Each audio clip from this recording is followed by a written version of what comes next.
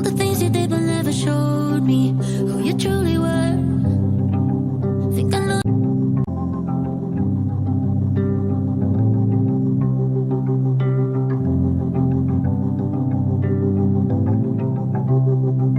Does she know by now? Does she know that you're a little crazy? Like I once learned. All the things you did but never showed me who you truly were. Think I know you better than you, baby. It's like I hate myself, 'cause I miss you but I just can't help it. So if you're still crazy, if you lost your way, I don't know if you're not ready, if you've changed your mind. No, I will freak out, promise I won't stop until you hold on, never let go. I will just freak out, darling, I won't stop until you hold on, never let go.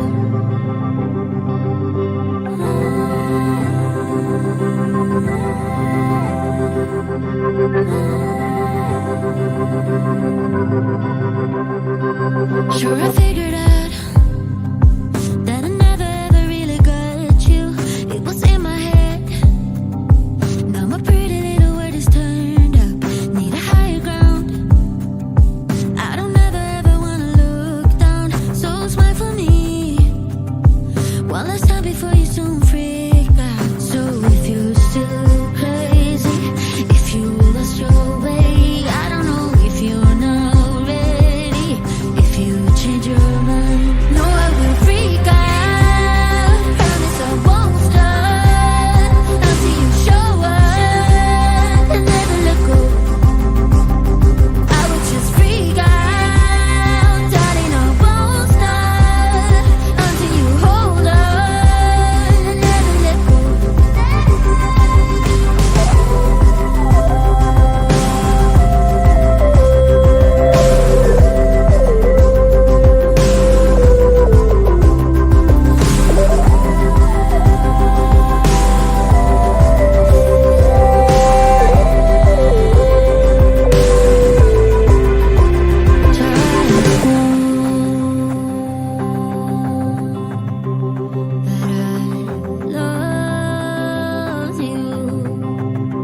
Just know that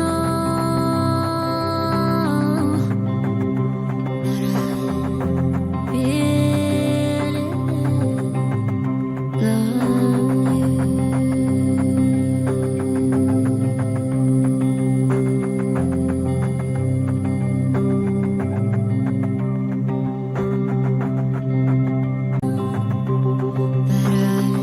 love you. Just know that I really love you.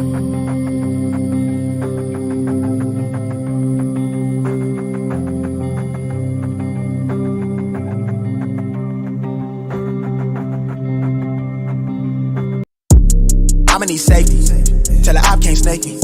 Ray gun off safety. My girl so tasty. Tell her it's your world.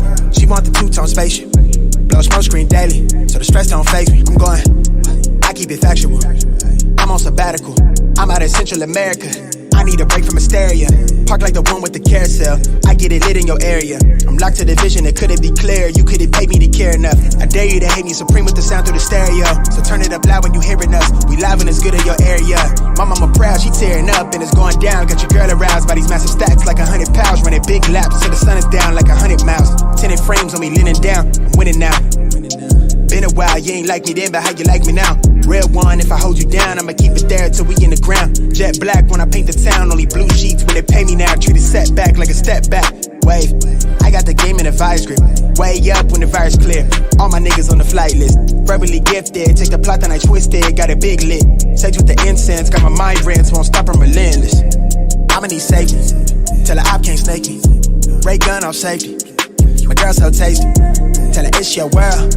She want the two-tone spaceship. Blow smoke screen daily, so the stress don't faze me. I'm going. I want a grill for the mouthpiece, so bright that it light up my face. Your shawty just call me a fave, cause she like my character traits. I never stop for a break. I put a lock on the game. I put a stock in my name, but I give a fuck about the fame. I took a bite of that life and it tastes so exquisite. It feel like you do when you look in my pendant. Hopeless romantic, my girl, chin up for the kid. I'm not on no simp shit. Won't stop to the youngest he dreams. Wanna take him from rags to riches. I heard that you claim that you know me, but you ain't the homie. The fuck is your friend shit?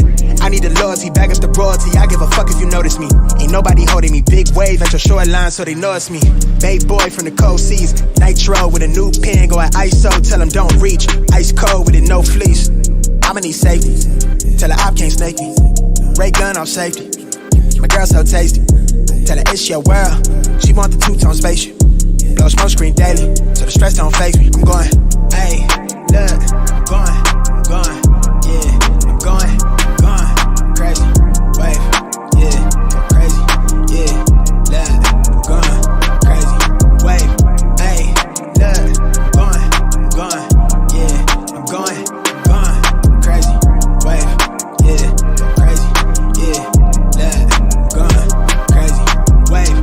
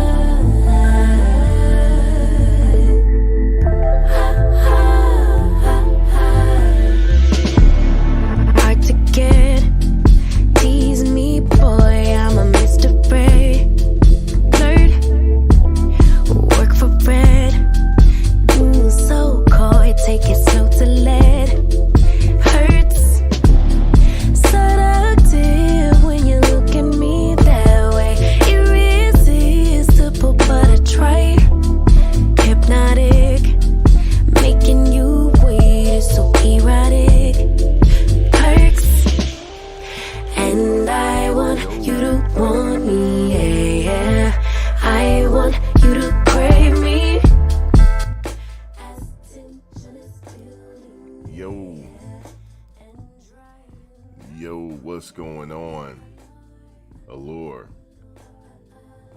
How's everybody doing? Greetings and salutations.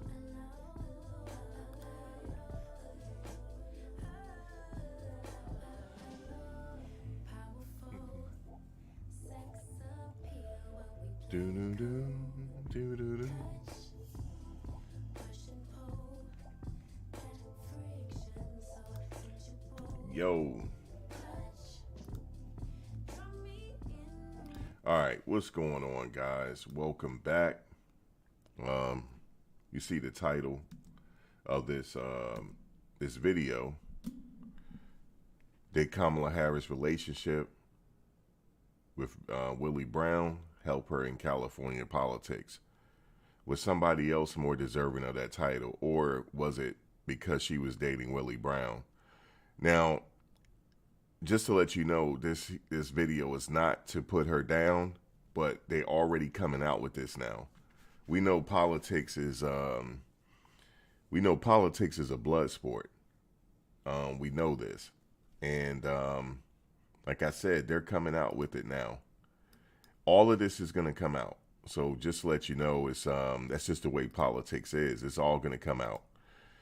Did Donald Trump, former President Donald Trump, donate to her campaign in California? We're going to talk about that too, because that's coming out. Everything is coming out. Remember, it's all fair game. Everything came out about Trump. Everything came out. In fact, everything came out so much, he had to go to court.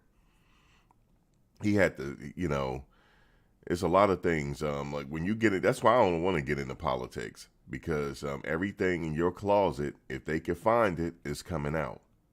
It's all coming out. So that's what I would say to people, man. When you're younger, you got to be careful how you move out here, because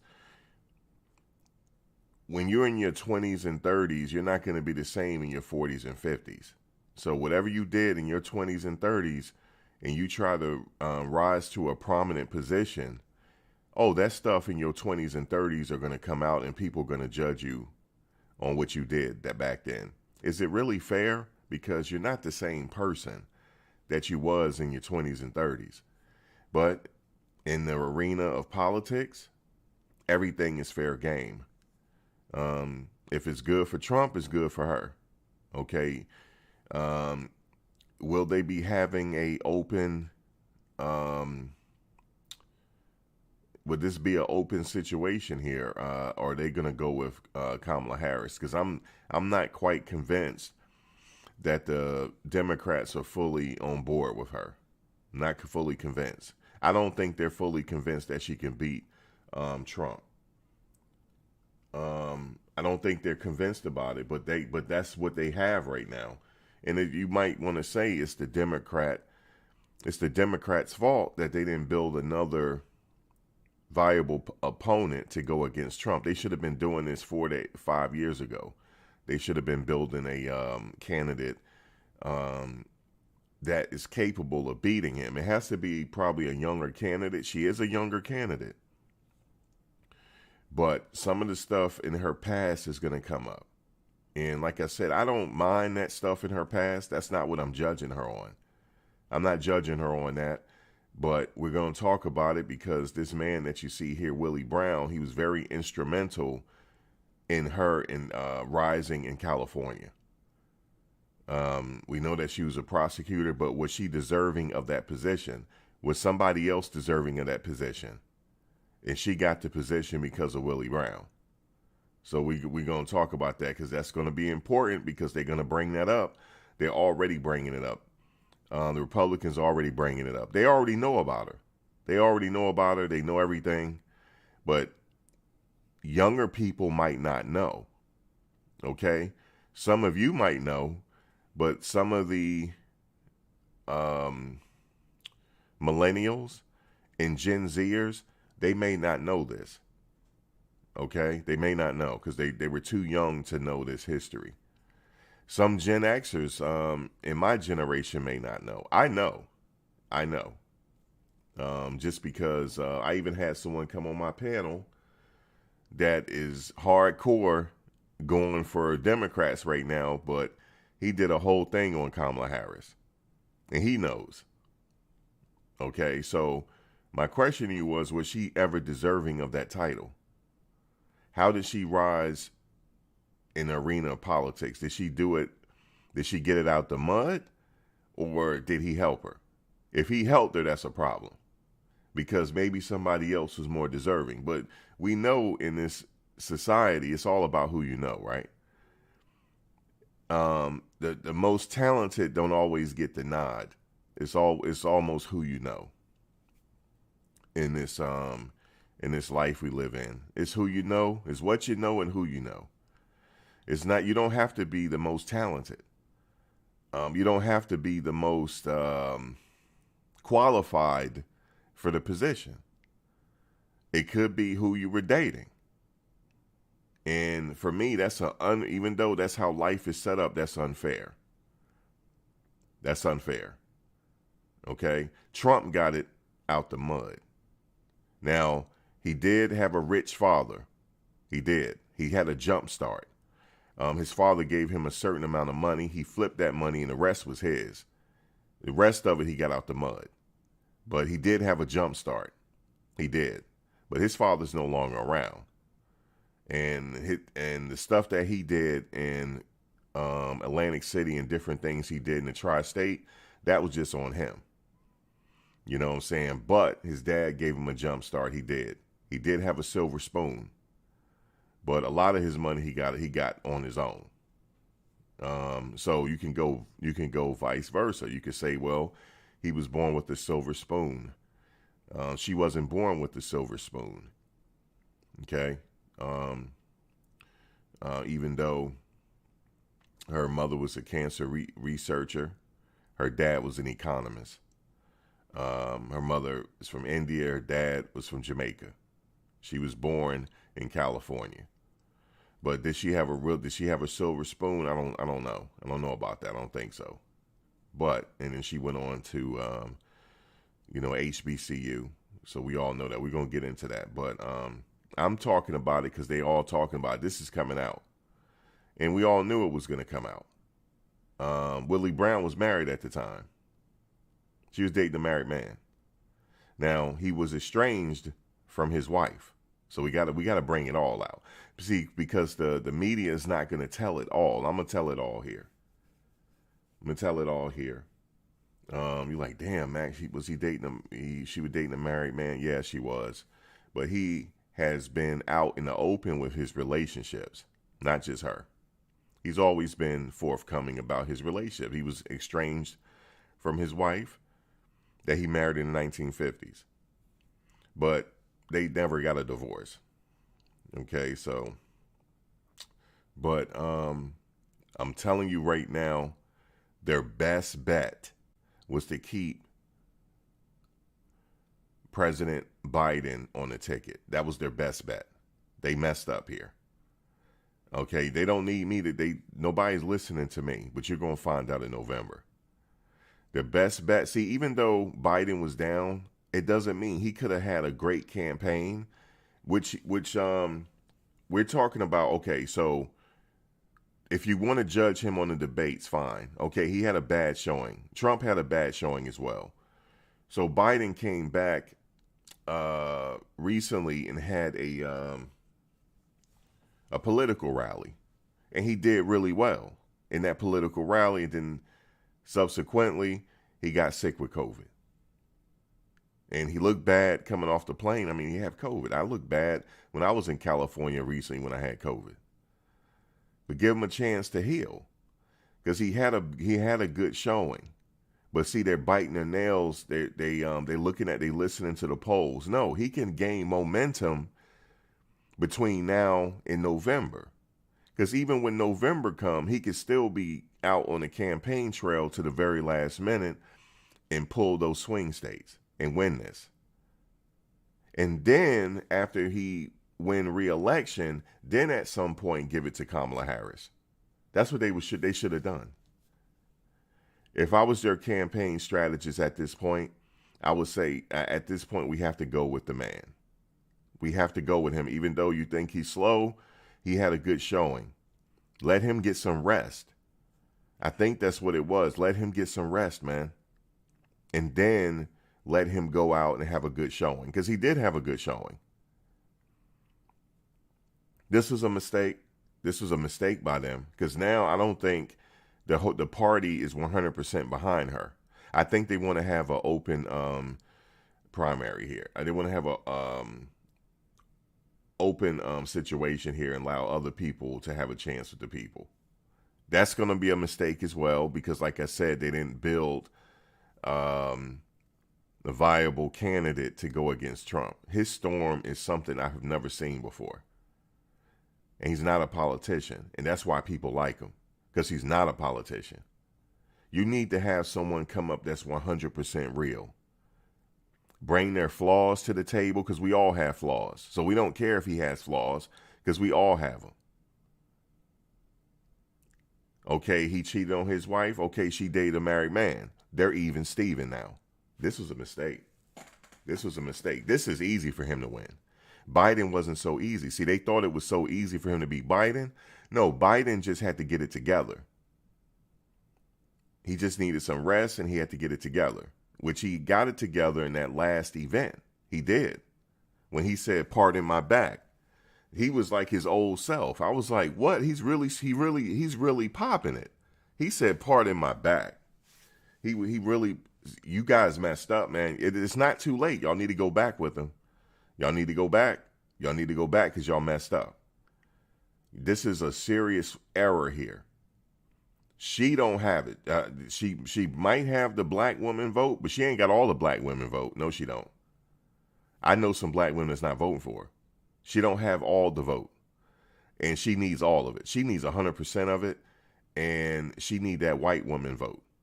That's what she needs. She need the white women vote. I'm talking about from the baby boomers on down. She needs all of it, and she's not going to get it. Biden could have got it. See, the reason why his approval rating, in my opinion, was so low is because the way he was moving. And he had a bad showing at the debates. He had a bad showing, but he gained momentum at that last rally he had. Go back and watch it. He was on point. He looked rested up. He looked well rested, and he came back and really got to it. Now, he may have had a few gaps. He didn't even have any gaps in that one. Not none. Okay, so he was coming back. They forced him out. They put pressure on him and said, "Look, we can't win with you, man. We can't. Y'all put pressure. You guys needed to all rally around him. Obama, the Clintons, all of y'all should have came out. The Clintons, everybody. Some of you Democratic senators and congressmen, all of you should have came out. There was a path to the White House. There was a path to the White House here, and you guys could have secured the White House possibly if you all had came out and rallied with him. But no, you guys had a plan. Well, we're going to let Kamala get in. But listen, this is your only saving grace. Your only saving grace right now is he has to step down all the way, 100%. She needs some time as president.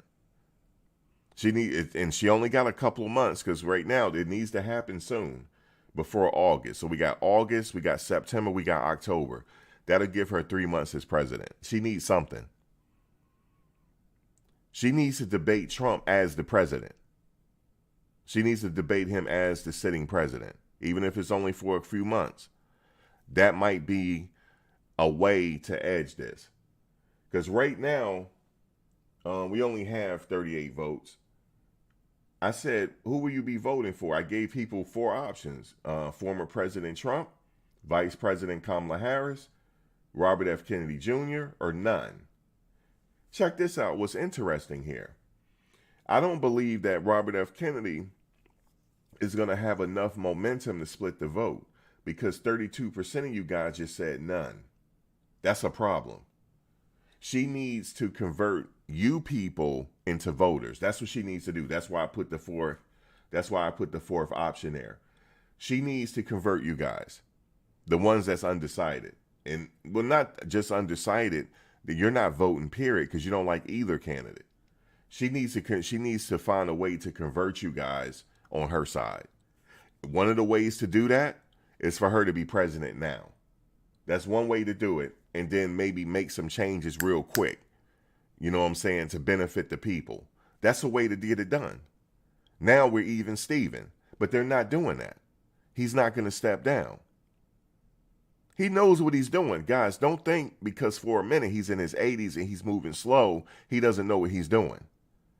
This man is cold. I keep trying to tell people he's cold and he's calculated. He's been like that since he was in Washington. I studied him. He had the ability to get things done on both sides because this man is that cold. He's very calculating. So don't judge a book by its cover because he's moving slow and he might have some gaps. No, he's still thinking, man. And he got people in his inner circle. I'm not talking about his cabinet. I'm talking about his family that's helping him.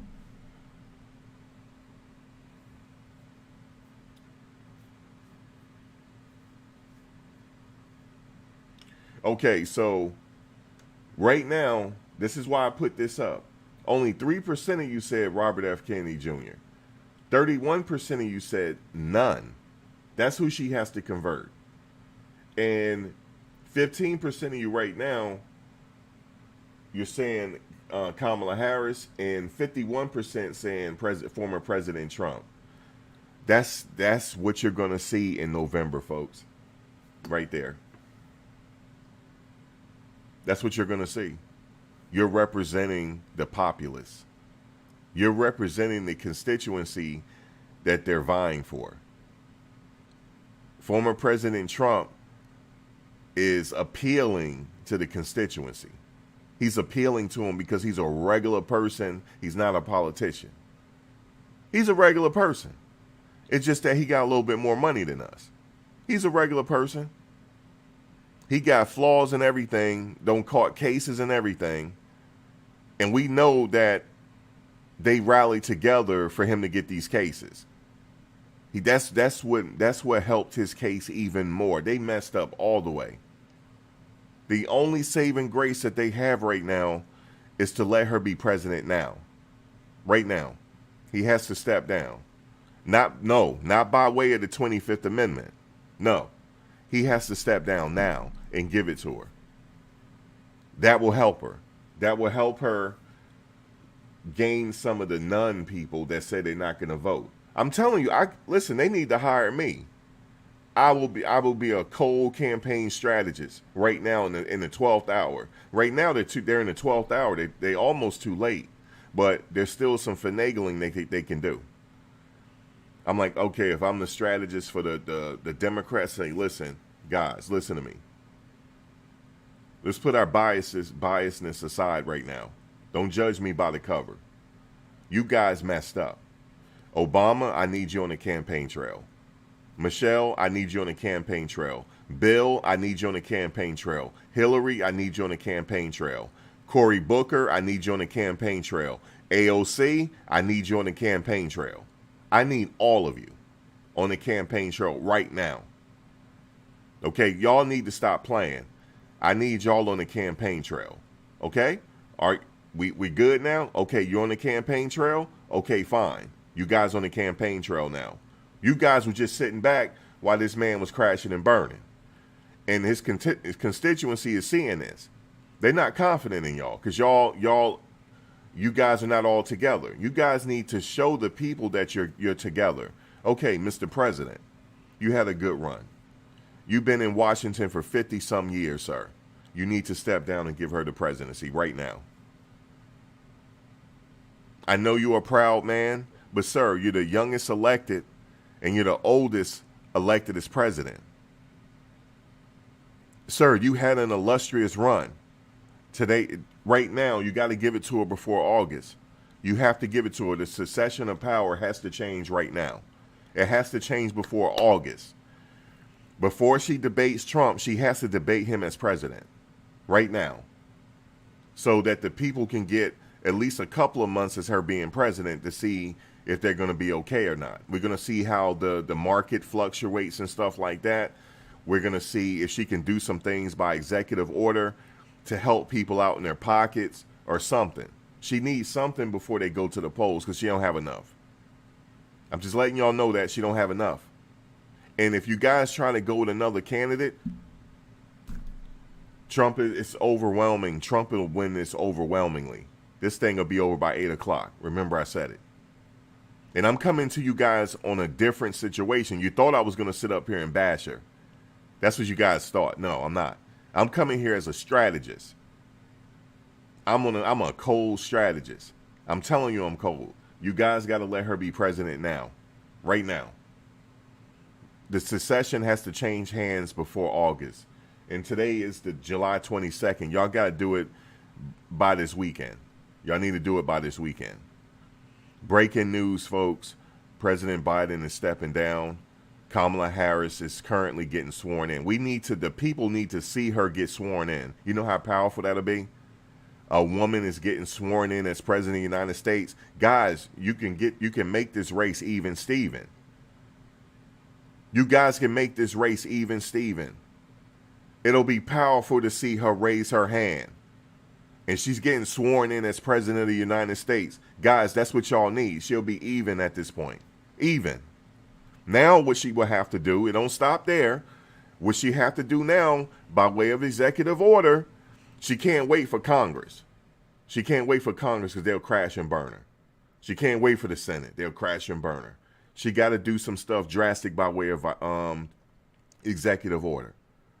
She got to come out with some executive orders like you've never seen before. And she got to help the people immediately. Now we're even, Steven. We're even now. And then she don't need a good debate. She doesn't, because Trump is going to eat her up in the debates, fam. He is. He's going to eat her alive. It doesn't matter with the debates. They need something now. If you continue to let this man be president and don't let her be president, this race is over by 8 p.m. He will be declared the 47th president of the United States. He will be. It won't be no mix up or anything. He's gonna win damn near by a landslide. He will be the 47th. He will be the 47th president of the United States. He's chasing history right now. It's almost like it's a divine situation. You know what really helped him? I'm talking to the Democrats right now. That man rose his fist with blood in his face, yo. That helped him. That God did that. God did it. I don't care what you guys say. You don't have to like him, but God likes him. It don't matter. Y'all didn't half these, when Jesus was alive, half of them didn't like Jesus. That's a fact. Everybody not going to like you in this world. This ain't a popularity situation. This shit is, spiritual. This is spiritual now. When he made it spiritual. When he put his fist up like that and said, fight, and that look on his face, and then the look on his face when he had to get on that stage, I never seen him like that. And I grew up watching him. Never seen him humbled like that. God has a way of humbling everybody. But God showed him, I'm humbling you, but I saved your life. You mean something. That's what people saw. And the only way to flip that, we need to see her get sworn in. We need to see it. We need to see this woman get sworn in. Now, as the first black woman president of the United States. Okay? We need to see her get sworn in. Breaking news, folks. It's been breaking news. President Biden is getting ready to address the nation. He's getting ready to address the nation. It's going to be the most watched address the nation in history. He's sitting at the Oval Office and he's addressing the people. I've had a good run. I've been in Washington for 50 some years. I talk to my family. I have to step down. Immediately the next day, there's a succession in power. That woman is sworn in. She has to get sworn in to convince some of these people.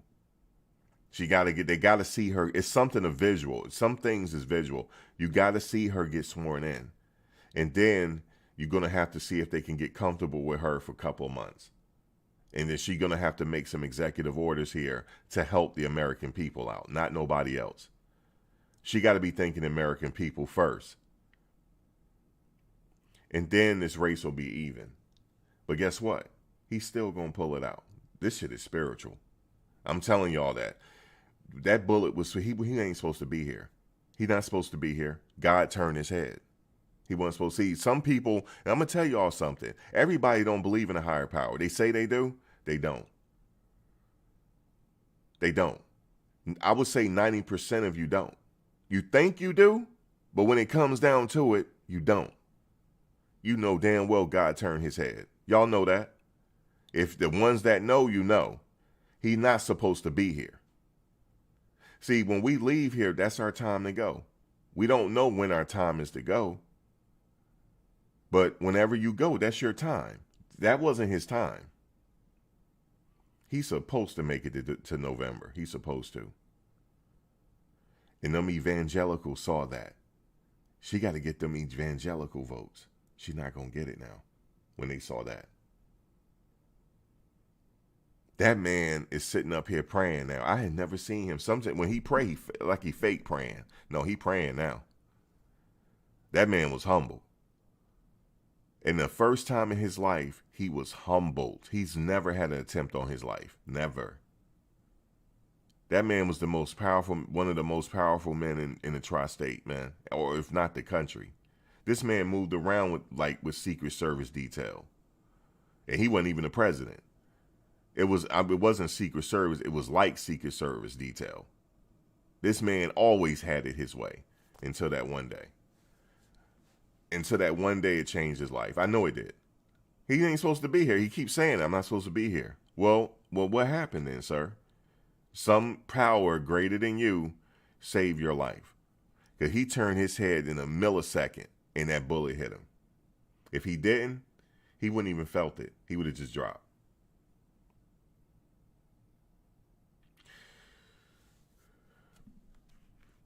All right. Since everybody's talking about it, so we're going to have to get this out of the way because everybody's talking about it. First of all, some of you might not know who Willie Brown is. He's still alive, by the way. He's still alive. He's still alive.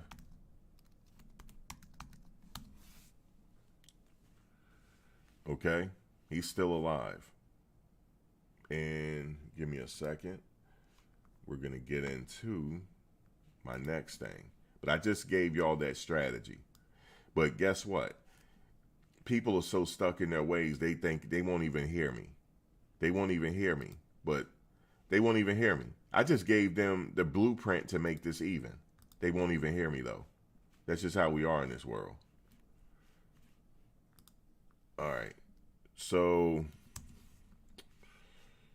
how old is Kamala Harris? She's 59. Okay, when is okay? Her birthday's in October. So she'll be 60. Okay. So she was in a, okay, so her and Willie Brown, it was a 31-year age gap when they were dating. She was 31 years younger than Willie Brown at the time they were dating.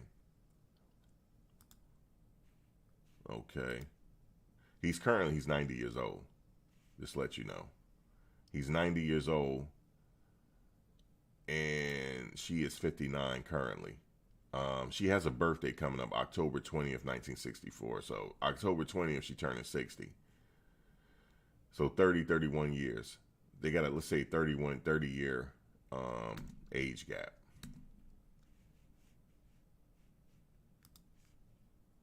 Now, who is Willie Brown? Willie Brown is a prominent American politician and attorney, known for his influential roles in California politics. Here are some of the key points about him. So I jotted some key points. Give me a second.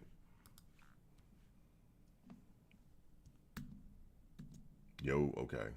Just want to make sure. All right.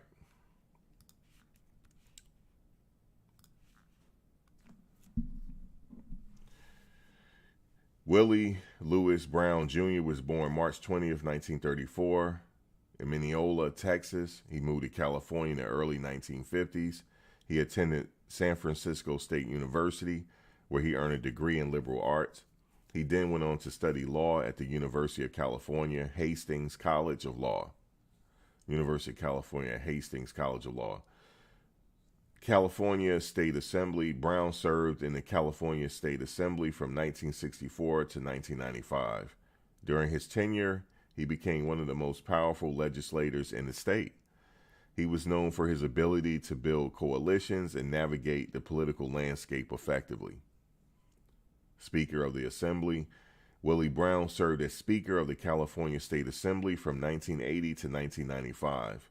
His 15-year tenure as Speaker is one of the longest in California history. During this time, he was known for his legislative acumen and his ability to control the assembly with a firm hand. Mayor of San Francisco. In 1996, Willie Brown was elected as the 41st mayor of San Francisco, a position he held until 2004. As mayor, he focused on urban development, public transportation, and housing issues. His tenure saw significant changes in the city infrastructure and skyline. Legacy and influence. Brown is often celebrated for his political skill and his ability to broker deals and navigate complex political environments. He has been a mentor to many younger politicians and remains an influential figure in California politics, even after his retirement from elected office. Personal life and career. After leaving office as mayor, Brown continued to be effective in politics and public life. He has worked as political commentator, consultant, and public speaker. He is also known for his sharp wit, stylish fashion sense. Willie Brown's career has left a lasting impact on California politics. He is remembered as one of the most significant political figures in the state history.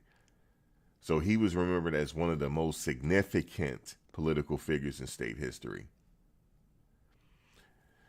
Now, my question to you, did Kamala Harris date Willie Brown? Yes. Willie Brown and Kamala Harris were in a relationship in the mid-1990s. Brown, who was a powerful political figure in California at the time, was serving as a Speaker of the California State Assembly.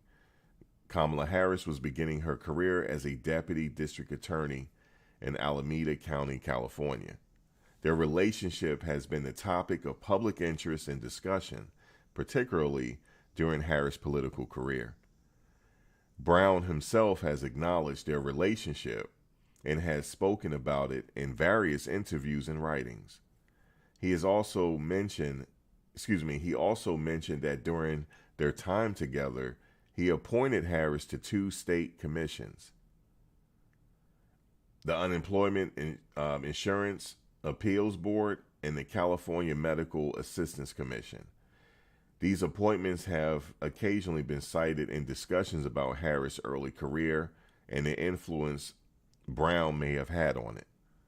Despite the relationship and any resulting speculation, Kamala Harris has built a distinguished career in her own right, serving as San Francisco District Attorney, California Attorney General, U.S. Senator, and eventually Vice President of the United States. But that wouldn't have been possible if it wasn't for Willie Brown. Just letting y'all know. None of that wouldn't have been possible. None of it. None of it. None of it. Now, was Willie Brown married at the time he was dating Kamala Harris? Yes. Willie Brown has been married. Willie Brown was married at the time he was dating Kamala Harris. Willie Brown has been married to Blanche Vitero since 1958. However, they have been estranged for many years. Despite their estrangement, they never divorced, and Brown has been publicly open about his various relationships during that time. His relationship with Kamala Harris in the mid-1990s occurred while he was still married to Blanche Vitero. Did Donald Trump ever donate to Kamala Harris? The answer is yes. Former President Donald Trump did donate to Kamala Harris' campaign when she was running for re-election as California Attorney General. According to campaign finance records, Trump donated $5,000 to Harris' campaign in 2011. This has been noted in various reports, especially during the 2020 presidential election when Harris was a Democrat vice president nominee. Trump also donated to the Clintons. He was like, it's just known that he used to be a Democrat. It's known. Trump, I honestly believe he's actually an independent. He wanted to run on the independent ticket, but he know that to effectively try to get into the White House, he had to pick a side, Republican or Democrat. He had to, even though he's independent. So he went on for the Republican. He's a cold piece of work, man, when it comes to politics, even though he's not a politician. But he knows how to play chess. He's been around. I keep telling people saying he's crazy, he's dumb, he don't know what he's doing. That's not the case. These people didn't grow up in the tri-state area. I'm just trying to tell you why he's here and why they can't do nothing with him. He's playing chess. He's playing chess, man. But getting back to Kamala Harris, she wouldn't have been vice president right now if it wasn't for Willie Brown. He's very significant. And even to this day, he's speaking up for her. Even to this day, he is. He's speaking up for her. Now, the reason why I brought all this up, because they're bringing it up, because you know how they are. Everybody bringing it up. It says Kamala Harris, ex-lover, Willie Brown, says Biden should resign immediately and make her president. This man, listen. I'm not saying I'm smart as this man, but damn near I'm close. Listen, if I don't give myself flowers, who the hell else gonna give me flowers? Hold on one second. had a freeze up.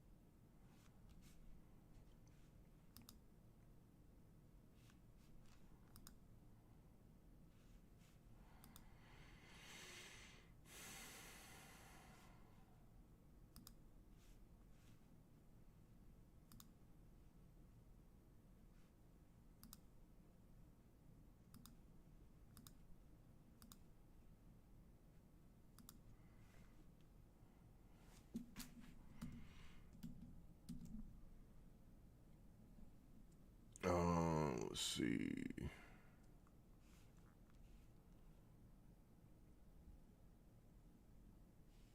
Okay, I was a little choppy. I had to wait because I just had to wait for a second. I was on this website and I shouldn't have been.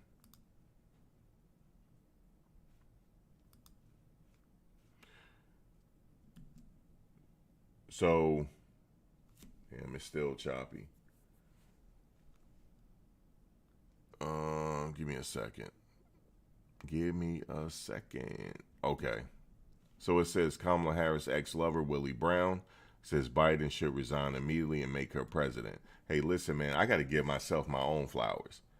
Because I consider this man extremely intelligent, and I'm damn near right there with him, man. I'm damn near right there with him. If you look at you're your only friend you got in this world. You look at yourself, you got to give your own self your flowers.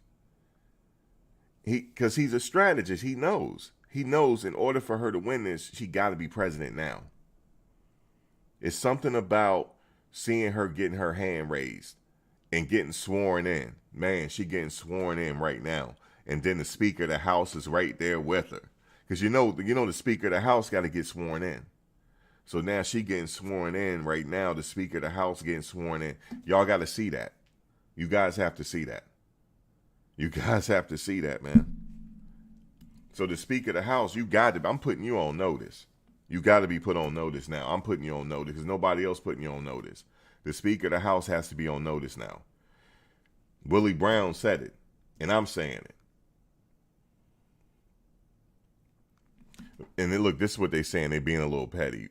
Vice President Kamala Harris, former lover. You know, they got to say former lover. Former lover, ex-mayor of San Francisco. That's how they saying it. Former lover. Willie Brown thinks President Biden should step down from the presidency and give Harris the reins. I agree. Brown, a Democrat who dated Harris in the mid-1990s, told reporters her chance of beating Trump will be much better if she was running as a sitting president. Guys, listen to me, man. This is my first time. I promise you, this is my first time reading this. I just happened to put it up there because it was along the lines of what I'm saying. I didn't have a chance to read it. This is my first time reading it. Now, I said it too, so me and him are like-minded individuals.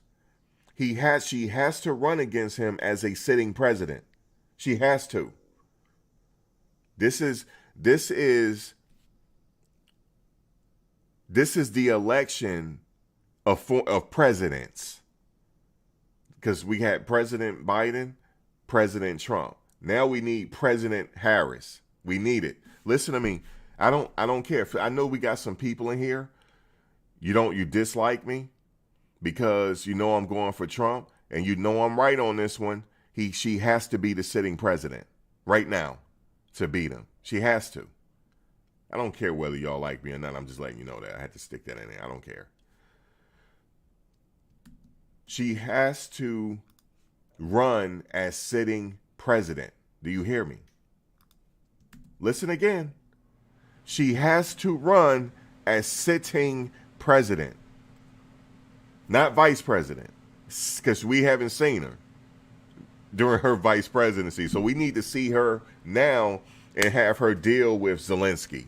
We need to see her how she gonna deal with Netanyahu right now. I want to see how she do it.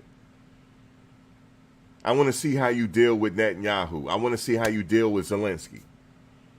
I want to see you write some executive orders. Okay? I want to see you take a flight in Air Force One. I need to see it. Because damn near I might flip. I need to see that. I need to see her riding on Air Force One. I need to see her in Marine One. I need for her to get saluted. I need to, because something about that salute, that salute, because I'm very patriotic. I don't give a damn what president is. I salute right now. I salute. Okay? I need to see her on Marine One. I need to see it. I need to see the military salute her and she salute them back. I need to see that because I might switch. I might switch when I see that. I need to see it. I need to see it. I need for her to get saluted. I need to see it, man. I'm talking about saluted as the president. I need to see that. I need to see her take a trip on Air Force One, man. I need to see her come down the long stairs on Air Force One. I need to see it. I need to see her get sworn in, man. I need to see all of that. I need to see this woman get sworn in as as president of the United States. I need to see it now. And my vote, depending on how I feel, how she dealing with Netanyahu, how she dealing with Kim and all that, I might consider now. Now, maybe my vote might not be so decisive. It might not be. But you guys, I'm telling you, that's what y'all got to do. Biden, you got to give her a chance, man. You got to give her a chance. You got to step down. You got to give her a chance. You got to give her a chance. She could actually might win this if she's the sitting president. But I'm going to tell you right now, she's still got work to do. Because, yes, I do want to see her on Air Force One. I do want to see her on Marine One. But she better make some executive orders to help us out. Because this situation out here, all I'm seeing is videos and people depressed. She got to do something. And then I might sit back and say, okay, I don't know. I will see. I don't know. We need, you know how they say this country is not ready for a woman they need to see it now. To see if she can do it. To see how she can handle Vladimir Putin. I want to see her on the phone with Vladimir Putin, man. Holding court with Vladimir Putin. That's what I want to see, man. Like, listen, what's up with this war, man? Like, how are we going to end this war? I need her to be talking to him. Then maybe, but I don't know if it's enough time, though. I don't know, because this man is too ornery. He's not going to step down. He's too ornery, man. He's not going to step down, man. That's why I say you guys need to put a term limit, a age limit on the presidency now. Because the older you get, the more ornery you get. Nobody can tell you nothing. The older you get. Okay? So it needs to be an age limit. I would say,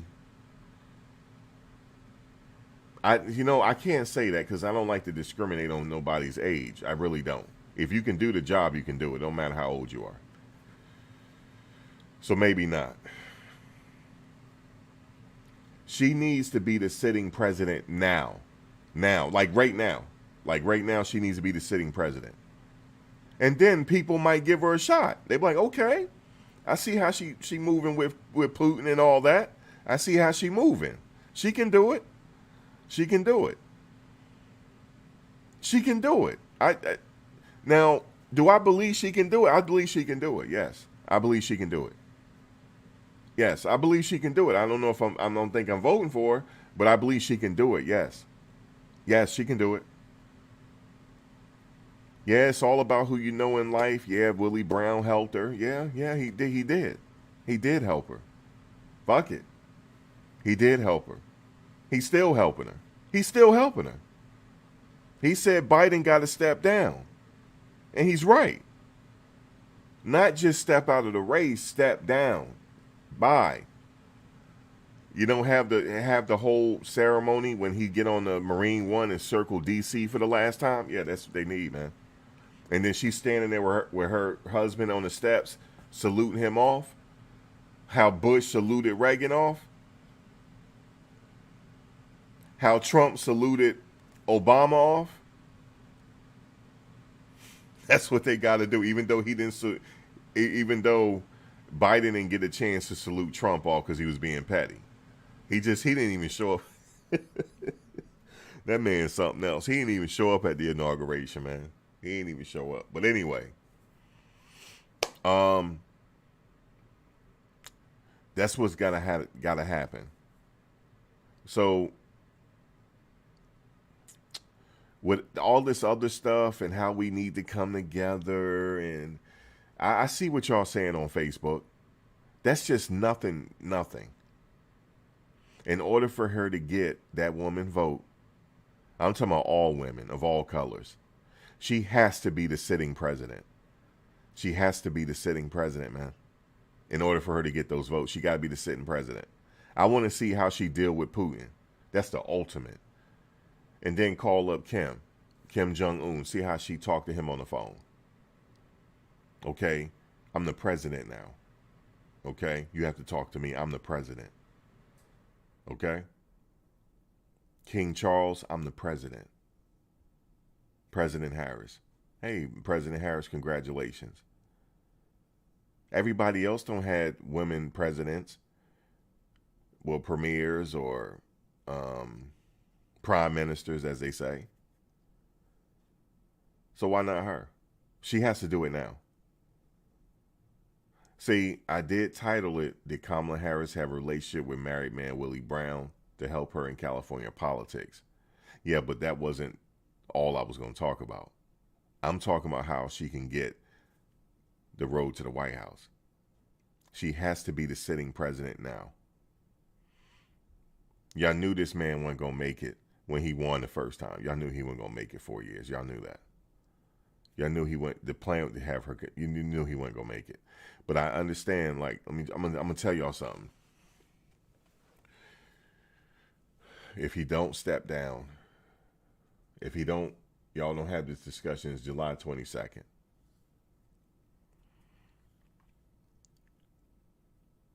Given the Thursday. He don't step down by Thursday, you're going to put that 25th Amendment on him. I know y'all don't want to do it. And I know it's risky. Y'all don't want to do it. Y'all got to get him. She got to be the president now. I'm just telling y'all that. She has to be the president now to make this race even. Somewhat even. She has to debate Trump as the president. He's not going to want to, if he don't want to step down like Mr. President, okay. Well, invoke that 25th Amendment. We got to get him out. Because if he can't stay in the race, he can't be president. Right, even now. Y'all see it. Y'all act like y'all didn't want to see it. If y'all truly believe that, if y'all truly believe that he just can't do it, then he can't do it now. He can't even be president. If y'all don't want to do that, y'all need to have him back in that race then. If y'all don't want to do that.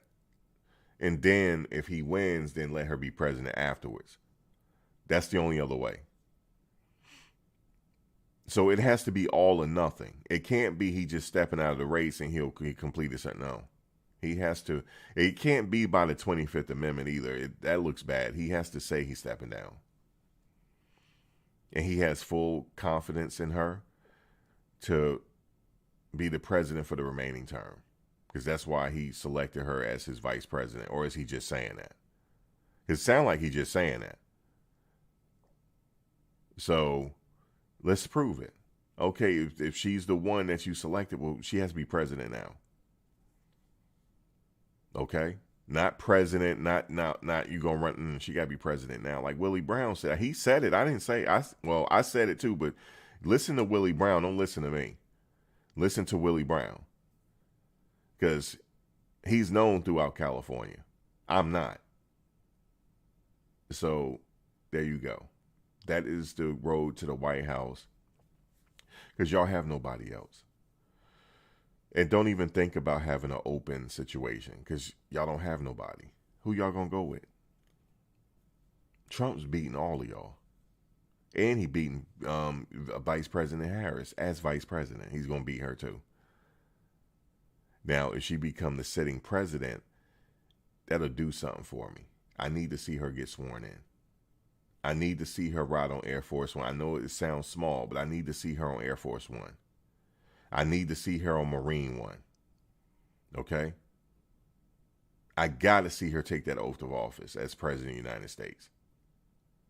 Okay? I need to see her address the nation as President of the United States. I need to see her talk to Vladimir Putin. I got to see how she's acting on that phone. Got to see how she's talking to Netanyahu. And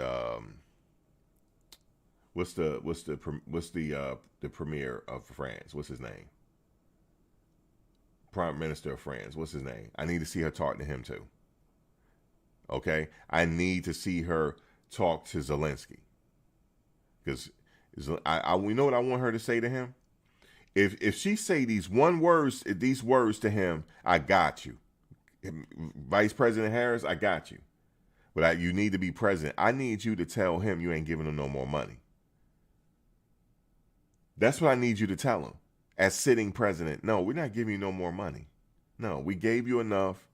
You need to wear a suit when you come to the Oval Office. You need to wear a suit. And by the way, we're not giving you no more money. Then I wear all blue that day. I damn near wear all blue. Look, it ain't that easy to sway me. I'm just joking, but I need to see her as president right now. I need to see it. So I just gave y'all, that's it. That's the blueprint. So if y'all want to share this video out, share the video out or clip it. Clip the video. As a matter of fact, I have a clips channel now that I want to give to you guys real quick. I'm about to clip some of this stuff to that channel because I already have the blueprint on for her to win. I have the blueprint, but see, ain't nobody listening. But I got the blueprint. She has to be sitting president now. Stop playing. She got to be the sitting president right now. Do you hear what I'm saying to you?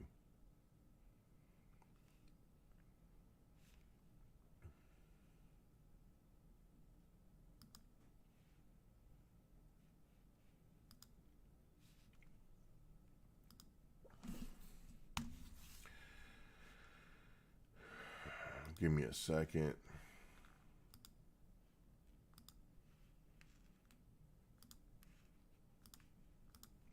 This is all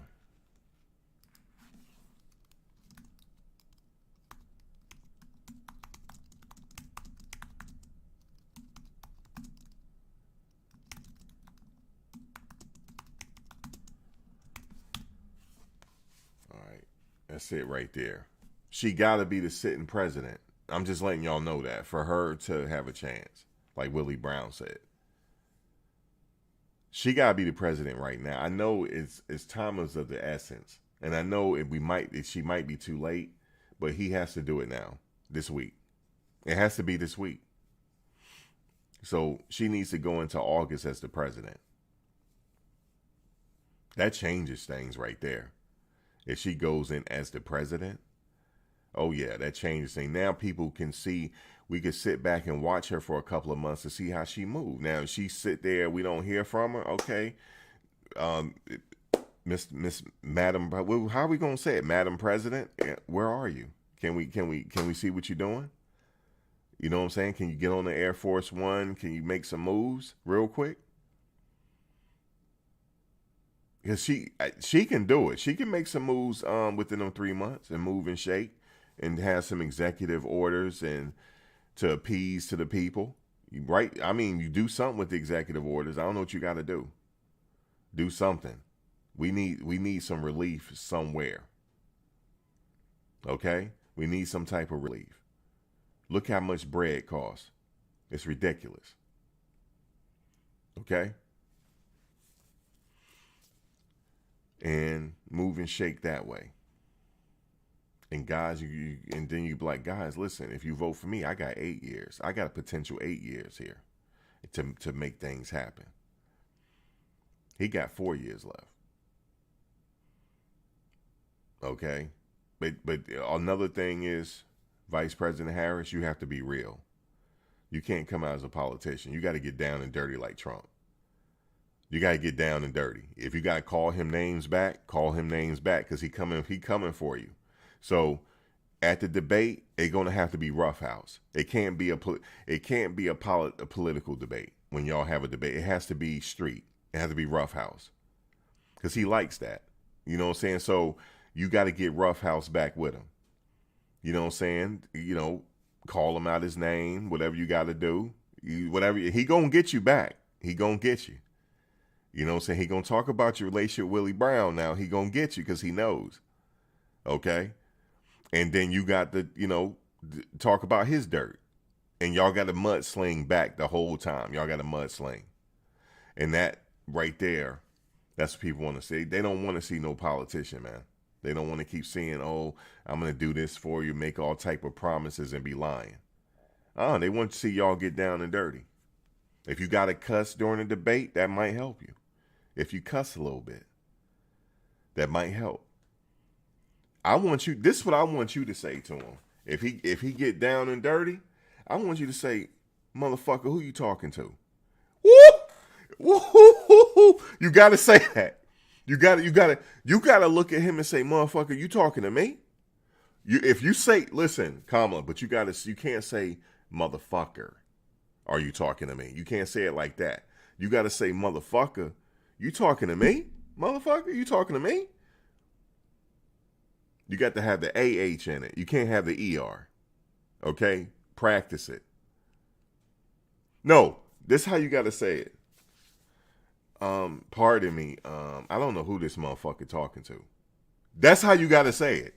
That's how you got to say it. And that right there will trump everything that he's doing. No pun intended, I said Trump. But that will trump everything that he's doing. You got to get down and dirty like that. If you get down and dirty like that, okay. Okay, people like, damn, she's standing up to him like that? Guys, I'm cold with this, man. They need to hire me. They need to hire me. I'll have her ready like nobody's business. I say, listen, you're going to get down and dirty. You're going to have to get down and dirty with him.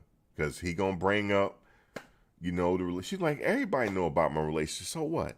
That's how you got to answer him. So what? I don't know who this motherfucker think he talking to. You say it like that? Listen. But you got to say it as the sitting president. You can't say it as the vice president. You got to say it as the sitting president. Listen, that will put the world on notice that you ain't to be messed with. Okay, so that might help you out just a little bit. All right? But he going to get down and dirty with you too now. But he ain't going to cuss, though. You got to say that motherfucker. You got to say it like that. You got to be like this. You got to say it. You got to finesse it. Like, because the moderators going, oh, my God, we can't talk. I don't know who this motherfucker think he talking to. You got to say it under your breath so everybody can hear it. You got to say it under your breath. That would be it right there. I need to see that. But I need to see you as the president so we can see if you can do it. We don't know if you can do it because you vice president. We haven't seen you. Like, where you been? Hey, I'm glad you're here, but where you been, man? Where have you been? I saw what you did to Taraji P. Henson. Y'all did the little handshake and did your mouth like that because y'all sorority sisters. I caught it. I caught what y'all did. That ain't enough. See, I catch everything. I catch the signs and everything. I saw the handshake, what y'all were doing. Like, sister, you got to help me out here. You know what I'm saying? That ain't going to be enough. Listen to Willie Brown. You got to be the sitting president. So somehow y'all going to have to convince Biden that he got to step all the way down. Y'all got to convince him. If not, let him run. If not, if y'all don't want to have him step down, then let him continue to run then. If you mean to tell me, if he can run the country, and he can't, hold on a second. So what y'all saying is, he don't have it in him to run as president, but he can run the country for the remainder. No. If he can run the country for the remainder of these months, he can still run this election. You see how you guys making it, y'all messing up? It's either one or the other. If he can't run the election, he can't run the presidency either. So make your mind up. It has to be all the way here. Y'all ain't hearing me, man. Y'all not hearing me. T Breeze, they not hearing me, man.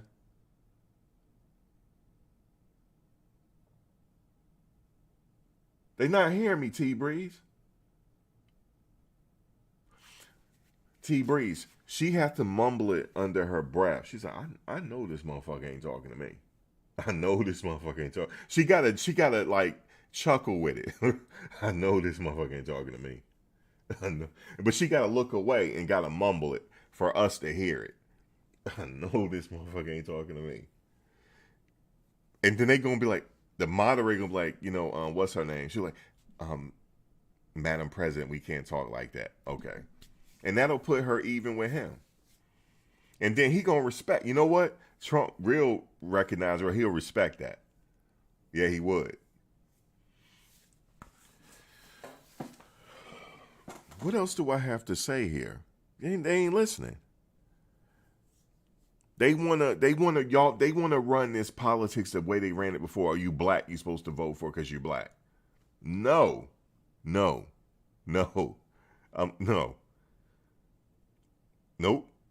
Not this time, man. The kids, they need to see her say that. I know this motherfucker ain't. And you got to do it like this. You got to like grab your face. I know this motherfucker ain't talking to me. I know he not.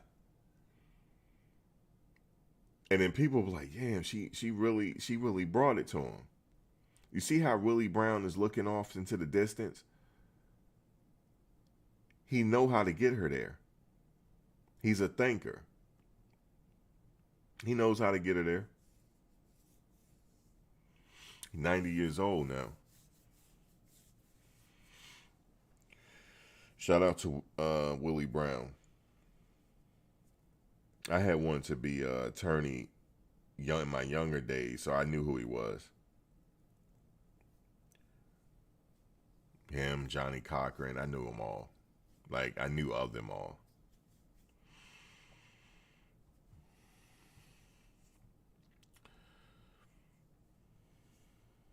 So there it is.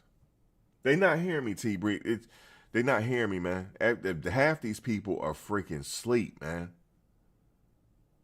How am I gonna wake you up, man? Wake up. Listen, you guys are asleep. You mean to tell me he don't have what it takes to run the rest of this election, right? So you mean to tell me he got what it takes to be president right now? Stop it. I'm telling you right now, a lot of young people are woke. Go look at Instagram and go look at the comments. They're woke, man. They laughing at y'all. So who running the country then? Who's running the country? If he can't run the rest of the election. Y'all need to stop playing and let him run the rest of the election then. If you don't want her to be president right now. I digress.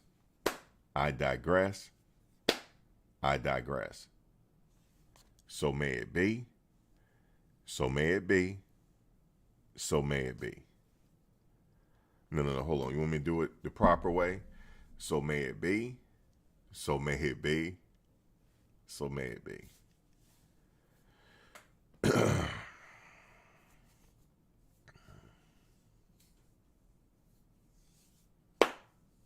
So may it be. So may it be. So may it be.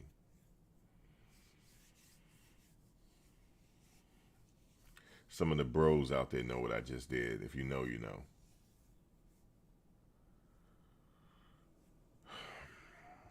Here we are, July 22nd, and y'all sitting up here playing. July 22nd.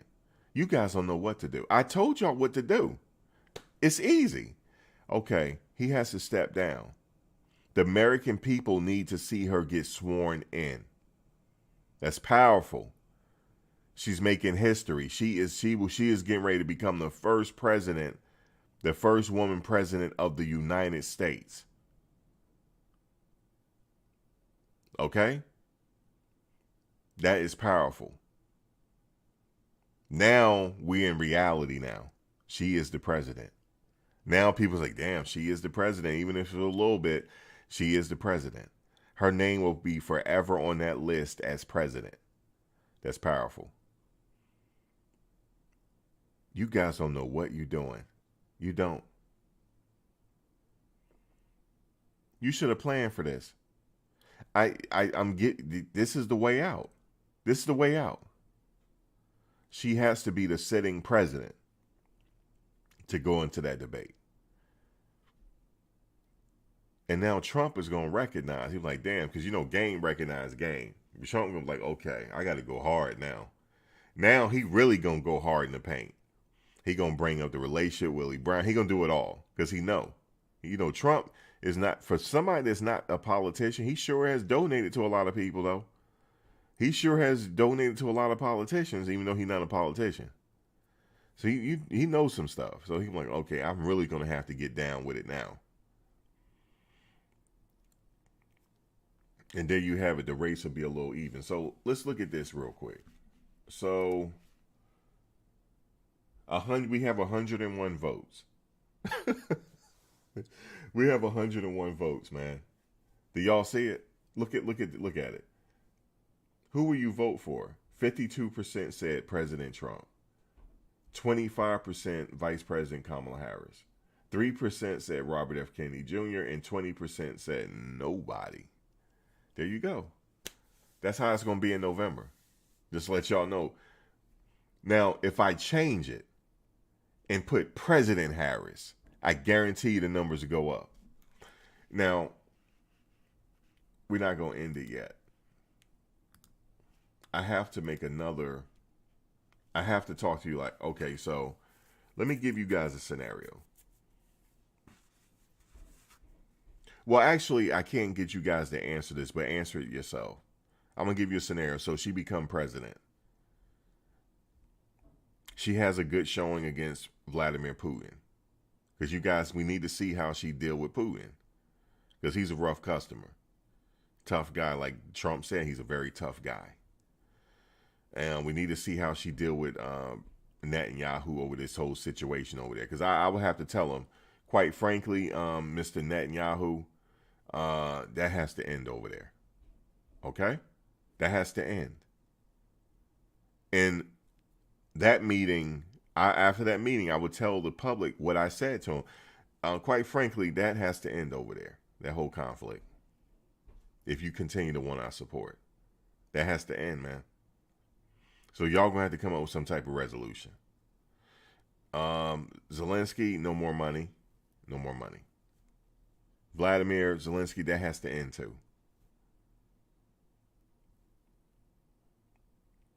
Who gonna stand on it like that? Like, if she stand on it like that, I'm like, guys, man, I might be reconsidering here if she stand on it like that.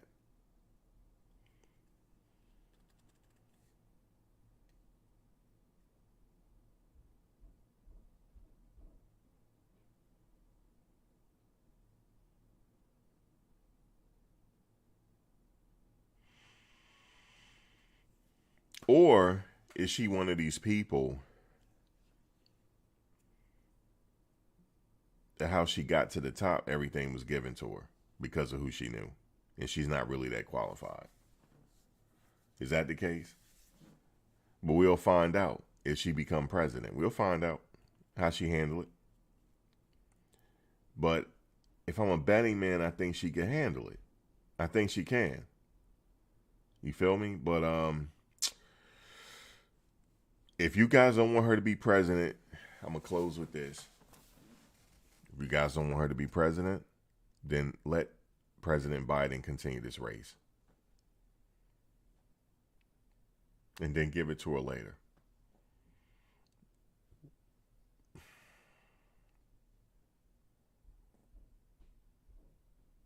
Willie Brown said it, not me. I said it too, but Willie Brown said it. She needs to be president now. That's what Willie Brown said. All right.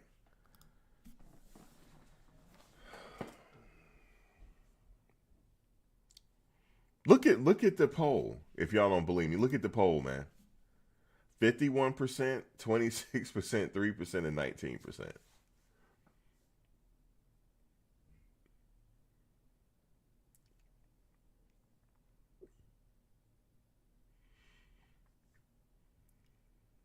Because they haven't seen her. That's why they don't want to vote for her. Because they don't know what she capable of doing. She hadn't been around. She just showed up. Hey, I'm still vice president. Y'all know that, right? Y'all voting for me, right? Hey, girl, how you doing? Hey, girl, y'all still voting for me, right? Vice president, where have you been? Where have you been, sis? Where have you been, sis?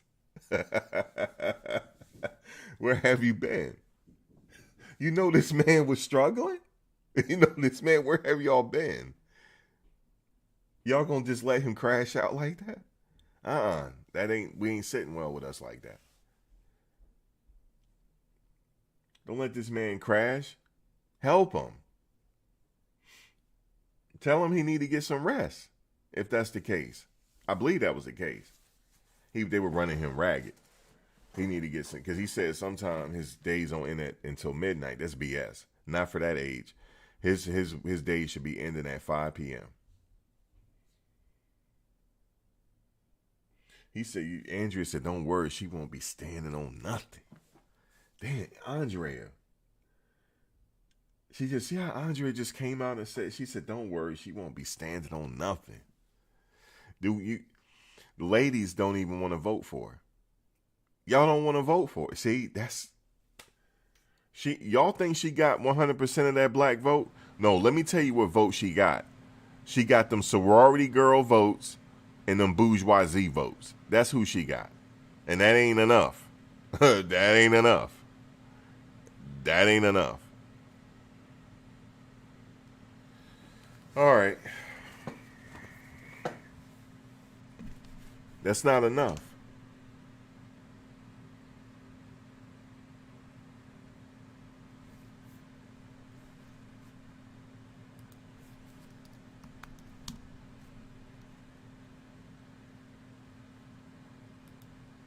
It's not enough.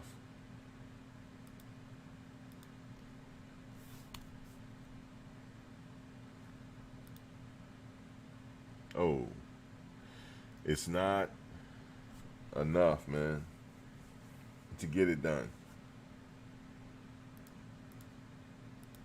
I know it's not enough.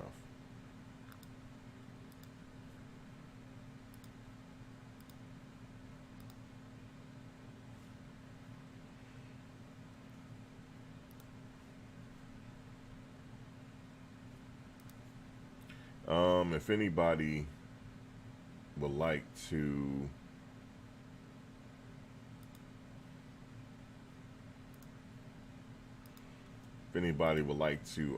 come on the panel or call in, I'm gonna give you the link. If you like to voice, if you would like to talk about it, I'm only be on for a little bit longer. But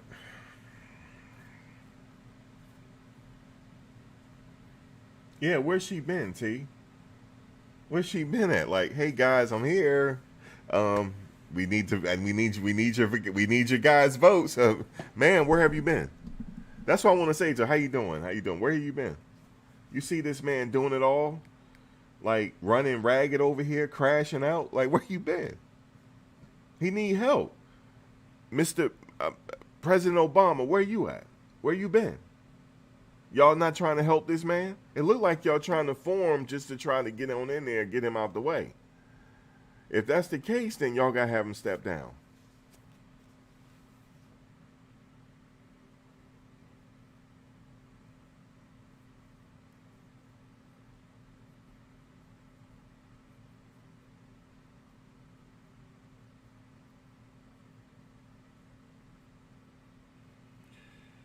But guys, I'm getting ready to get out of here. Ain't taking too much more of your time. Some of this stuff will be clipped onto the new channel. The new channel is up at, actually, I pinned my new channel to the comment section right there. It's all pinned up there.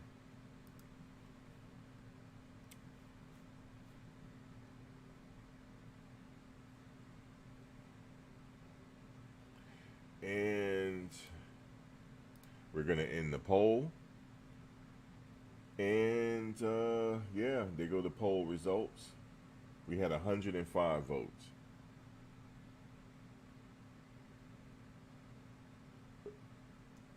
All right, we do have somebody. Give me a second.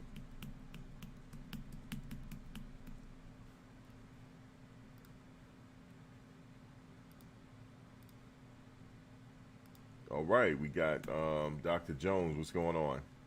Peace and love. Peace and love, Max. What's going on? I don't know what you thinking. Did you hear what I said? How she can be president? I didn't get to. I just popped in. I just popped up and popped in. Oh well, here's the road for Kamala Harris to the White House, in my opinion. And her ex Willie Brown even said the same thing. She has to be president now. She need a few months as president and to make some moves, and she need to debate Trump as the sitting president, and that might give her a shot. It might. So. And that chances is slimmer than none. But I think that might be her best bet because she has to.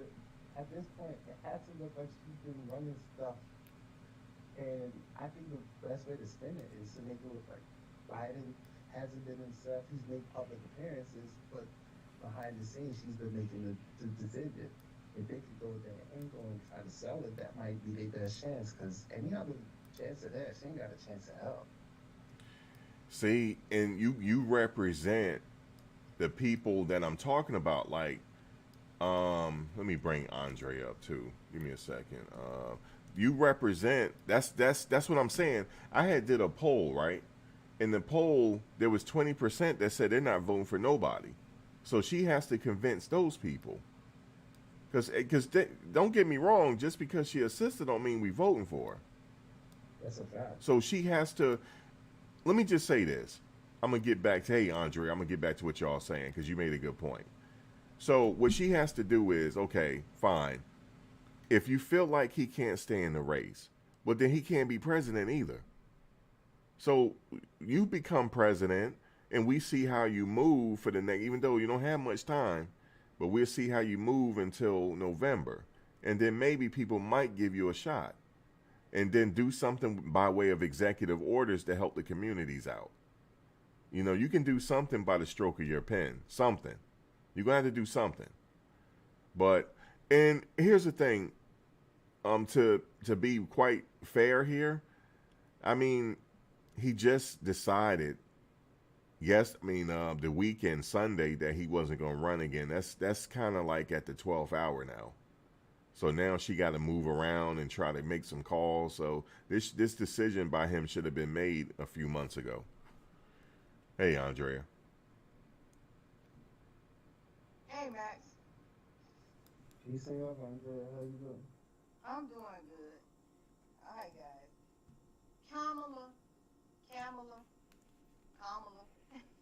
Kamala. Now I She not fit to be president either. What has she done?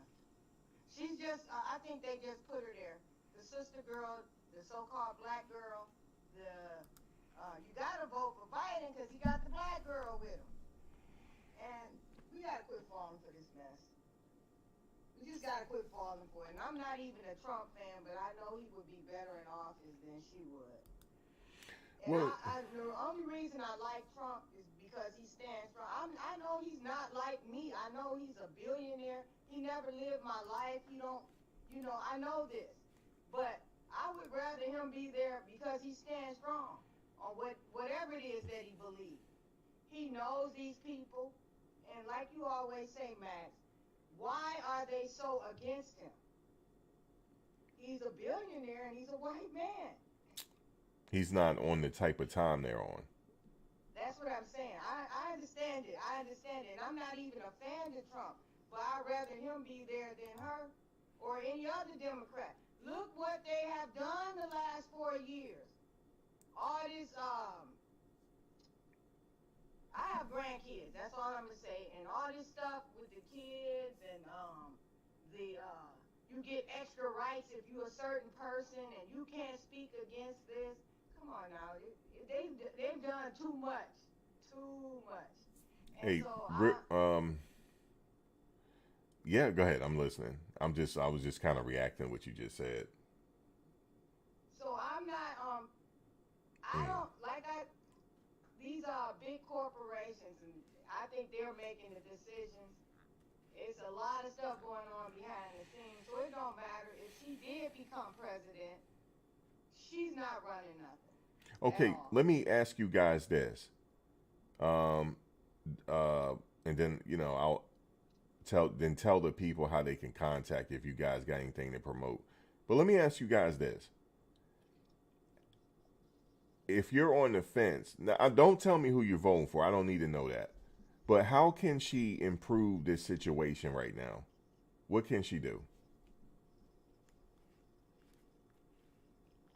I would say To gain people confidence. That's what I meant. Sorry about the that. best thing she has to come out to do Hmm. is she has to start campaigning and making appearances, speaking, accepting the first you gotta accept that she's going to run, and then you gotta get on the campaign. You gotta start speaking to the heart of the issues. I think the issue, she has so much going against her. Let's look at the obvious. She's a black woman, right? That's the one negative. Two, she made her name pretty much by locking black men up, right? Hmm. Then, if you look at the fact, you look at this, is that she has been in the vice president role, but her name and value has not went up with her being president.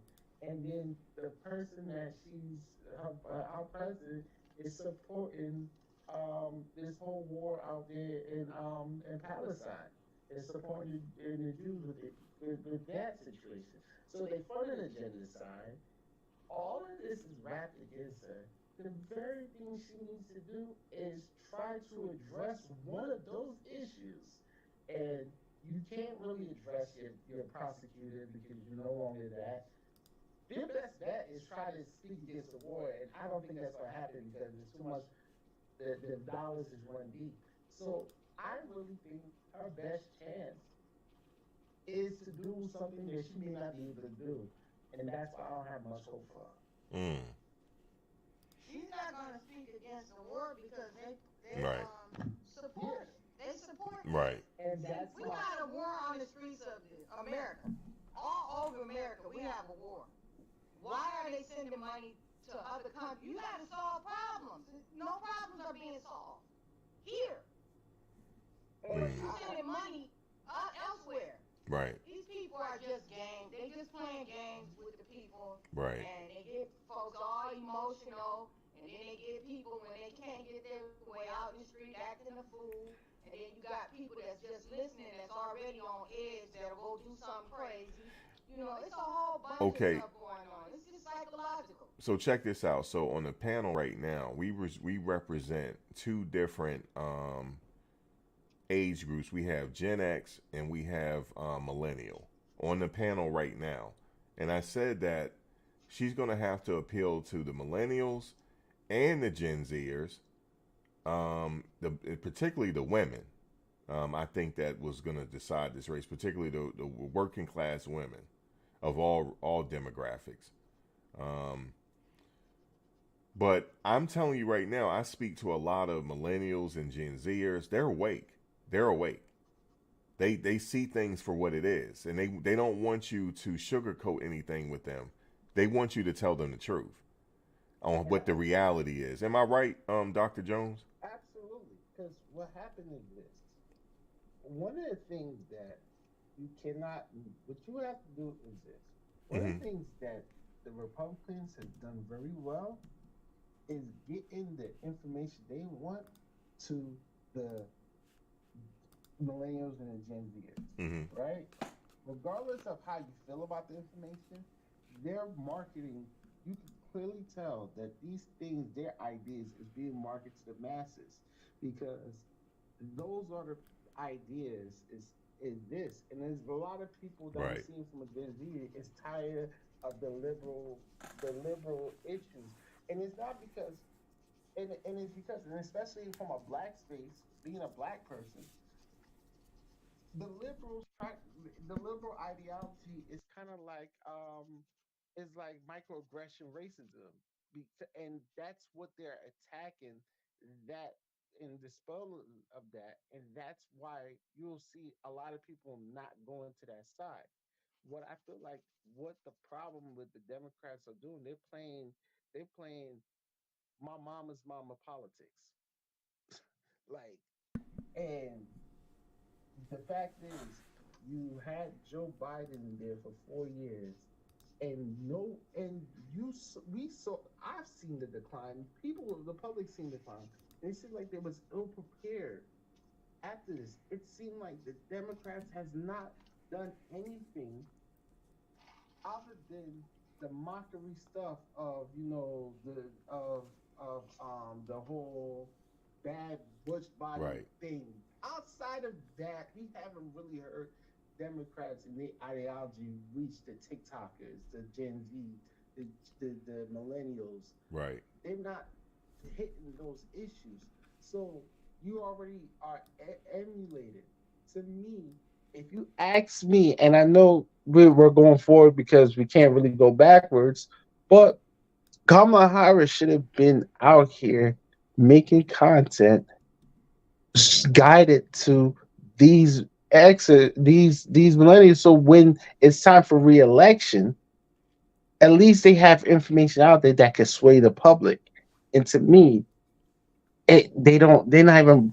It's like, so when you ask the questions, what can they do? Mm-hmm. It's kind of like everything they do will not address anything because it's already too late. And the thing that they could really change the game, they're never going to do because the party's already in that direction, and they would alienate their own party to do that. So it's like, to me, it's just a lose lose situation. Now, guys, this is a millennial. He represents the millennial generation, and this is how he's talking.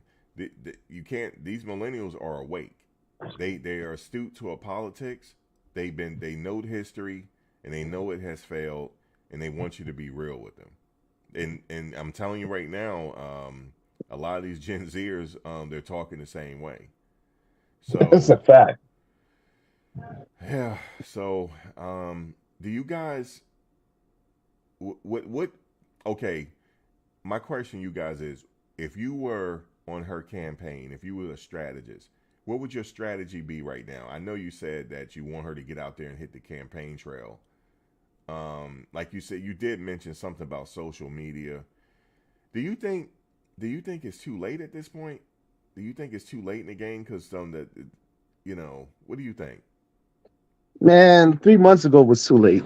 Wow, like, wow, like it's way too late I at this think it's point. too late also. wow. I think it's too late because she did nothing the whole time as vice president but giggle. Well, let me ask you guys Giggle this.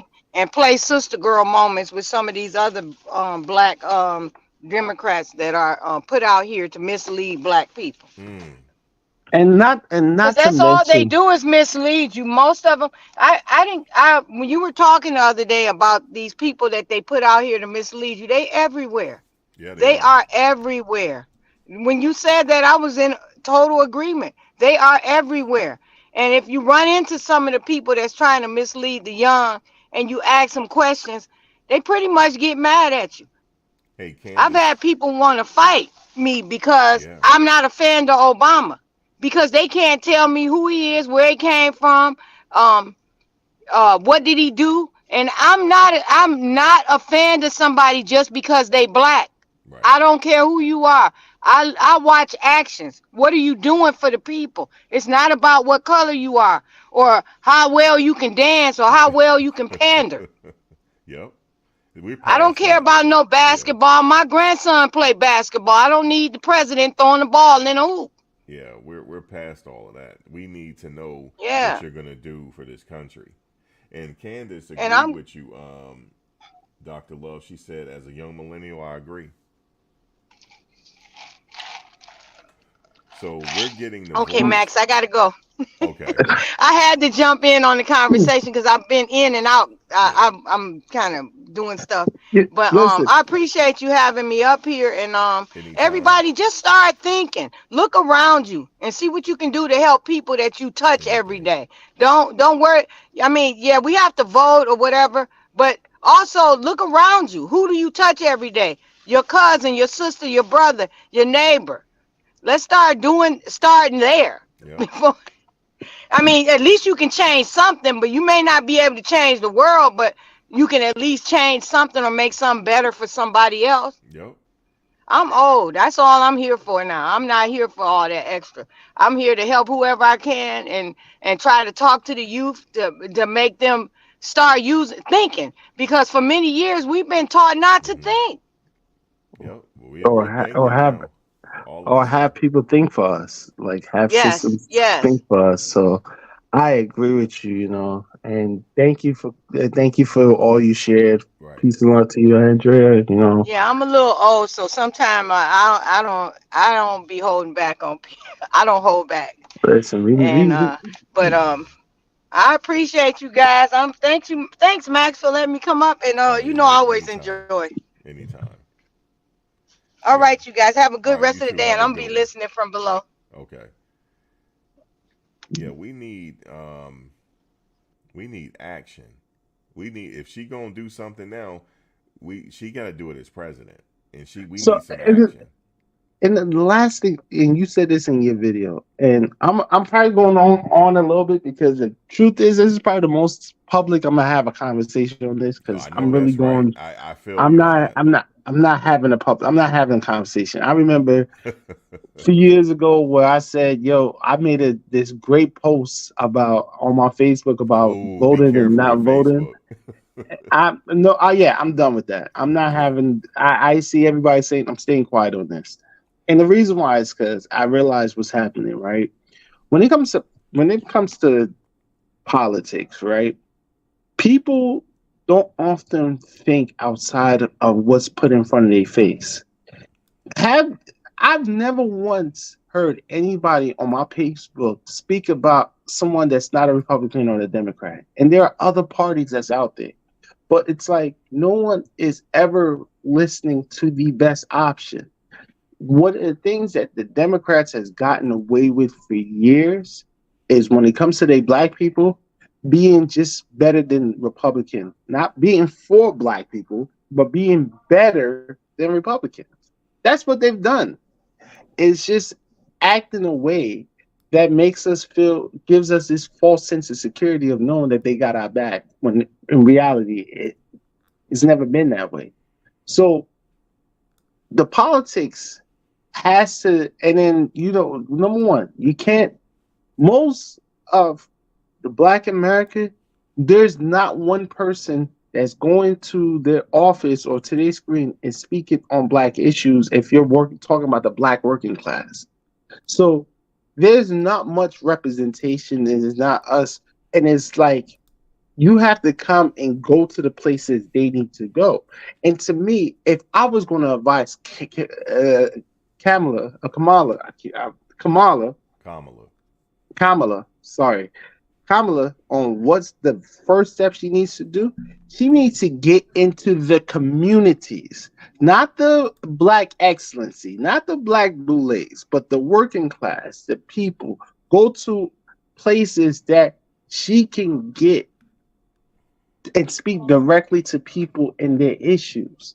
And if you're not, because to me, you gotta win. If you're going to try to get something, at least save face for a future election. Because after Trump, the 2028, it's back open, and you want to at least put enough, invest enough opportunity in getting the people behind you now, so that when 2028 comes around, there's an opportunity. That's would be my mindset, because you got to have a winning strategy going forward. Inaction is not going to do anything. Trying to do the same politics that Democrats been running for since before I was born is not getting us anywhere. Right. So if I was going to give any advice, it would be that. That's some good advice. Yeah, very well said.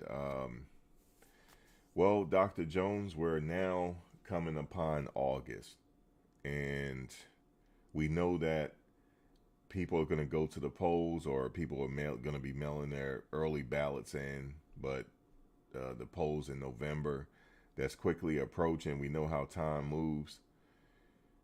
We'll see what she's able to do on the campaign trail, but it's going to have to be a collective effort here. With the president going to the current president, if he's not going to step down, he's going to have to go into the role of helping her now on the campaign trail. Obama's going to have to do it. The Clintons going to have to come out. I mean, AOC, Cory Booker, everybody they can find is going to have to come out and help her. She can't do it by herself. That and I agree, and it has to be a conservative effort, because I think at this point they need to think about 2028 election, because I like how you said that. You said 2028. Yes. Mm-hmm. They got to think about 2028 election, because because no matter how much they're too behind in the game to try to, so everything they got to help, play the game. Because let's understand this. And before, because I know you're about to get out of here, I wanted to talk about that Project 2025. I don't know if you remember, we had a conversation years ago about that. So I'm glad you brought that up, because you made me realize that you actually brought it up. We had a conversation. How many years ago was that? 2017 or 2018. Right. I was still living in Jersey when this happened. Yep. And this is around the time we connected. Yep. So, boy, time flies. Yeah, we talked about it. I have to find the video. We did talk about it online. Yeah. We did. So, because we had this conversation, so I felt like this, right? I'm just your average run-of-the-mill tax-paying, civilian that happened to know what was going on with Project 2025. When I started seeing this whole 2025 coming, Project 2025, and I need to go out there to prevent this from happening, I'm like, are y'all kidding me? Yeah, I'm like, you did say it. You did say that, and because I was thinking, I was like, we covered this before, and you made me recollect we did. Yeah, mind you, the details was not as prevalent, but me and you talked about something, a shift is about to happen, right? Right. So what happens is, and what people got to get away from is reactive politics. You can't react to the information. You have to know what's coming down the forward. And to me, and this is what always gives me this place of when I look at politics, left wing, right wing, one plane, right? And it's because, to me, how do you No, if I'm privy to this information, people in the Democratic office is privy to this information. How do you not properly plan from all government thing to at least neutralize the situation? Because think about it is this. Joe Biden ran for president and he won the election back in 2020. He won that, right? What the issue with that is when he selected Kamala Harris as his running mate, you're essentially saying that she's next up for president. Whenever you bring in a VP, you're saying this person's next up. I back then I didn't like the decision because I'm like, with everything that's about to shift, you kind of can't just play. Okay, we're gonna. It's like they was only trying to secure a certain type of vote when they brought her in president, and they wasn't thinking future. Number two, you saw he did 8 years as Obama's VP. Right. He saw the deterioration in the office it does to your health. Him being much older than what he is, he didn't think that maybe he might have to bring on somebody that could potentially run one day if his health plummets. To me, the lack of preparation for something that me and you saw coming is so bananas to me. And this is why I've not paid too much attention to anything that says Project 2025 because I'm like, Hey, give me one no, second, it's too late. Dr. Jones, real quick. Passport Life, with all due respect, you just came in. You're going to have to go back and rewind and see exactly what I was talking about. Because you said motivate others to vote. Sleeping with somebody have nothing to do with voting.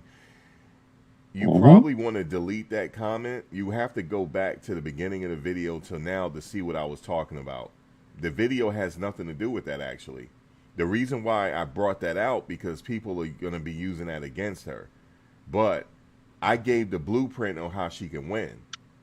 You will have to go back and watch it. So you're reacting to the title. You're not reacting to the content of this video.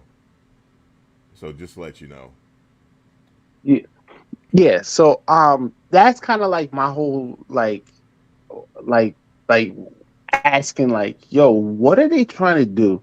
And is at this point to me, they're not playing. No one is really realizing how big Gen Z, forget millennials, how big of a role Gen Z is playing in the future and how things are shaping. Right. And it's like you have to realize when all these conspiracies, what people don't realize is this: all these conspiracy and these informations and what's going out there. If you have to look at it as this, so people on a right wing, like the right wing content creators, are going for Republican. Those who are on the left wing content creators are not even voting Democrat.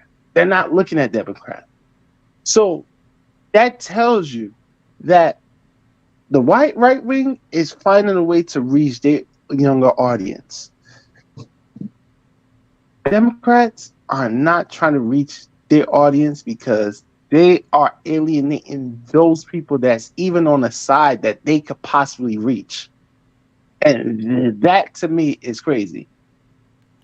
Yeah, it's going back to this blueprint for a second. I had mentioned it.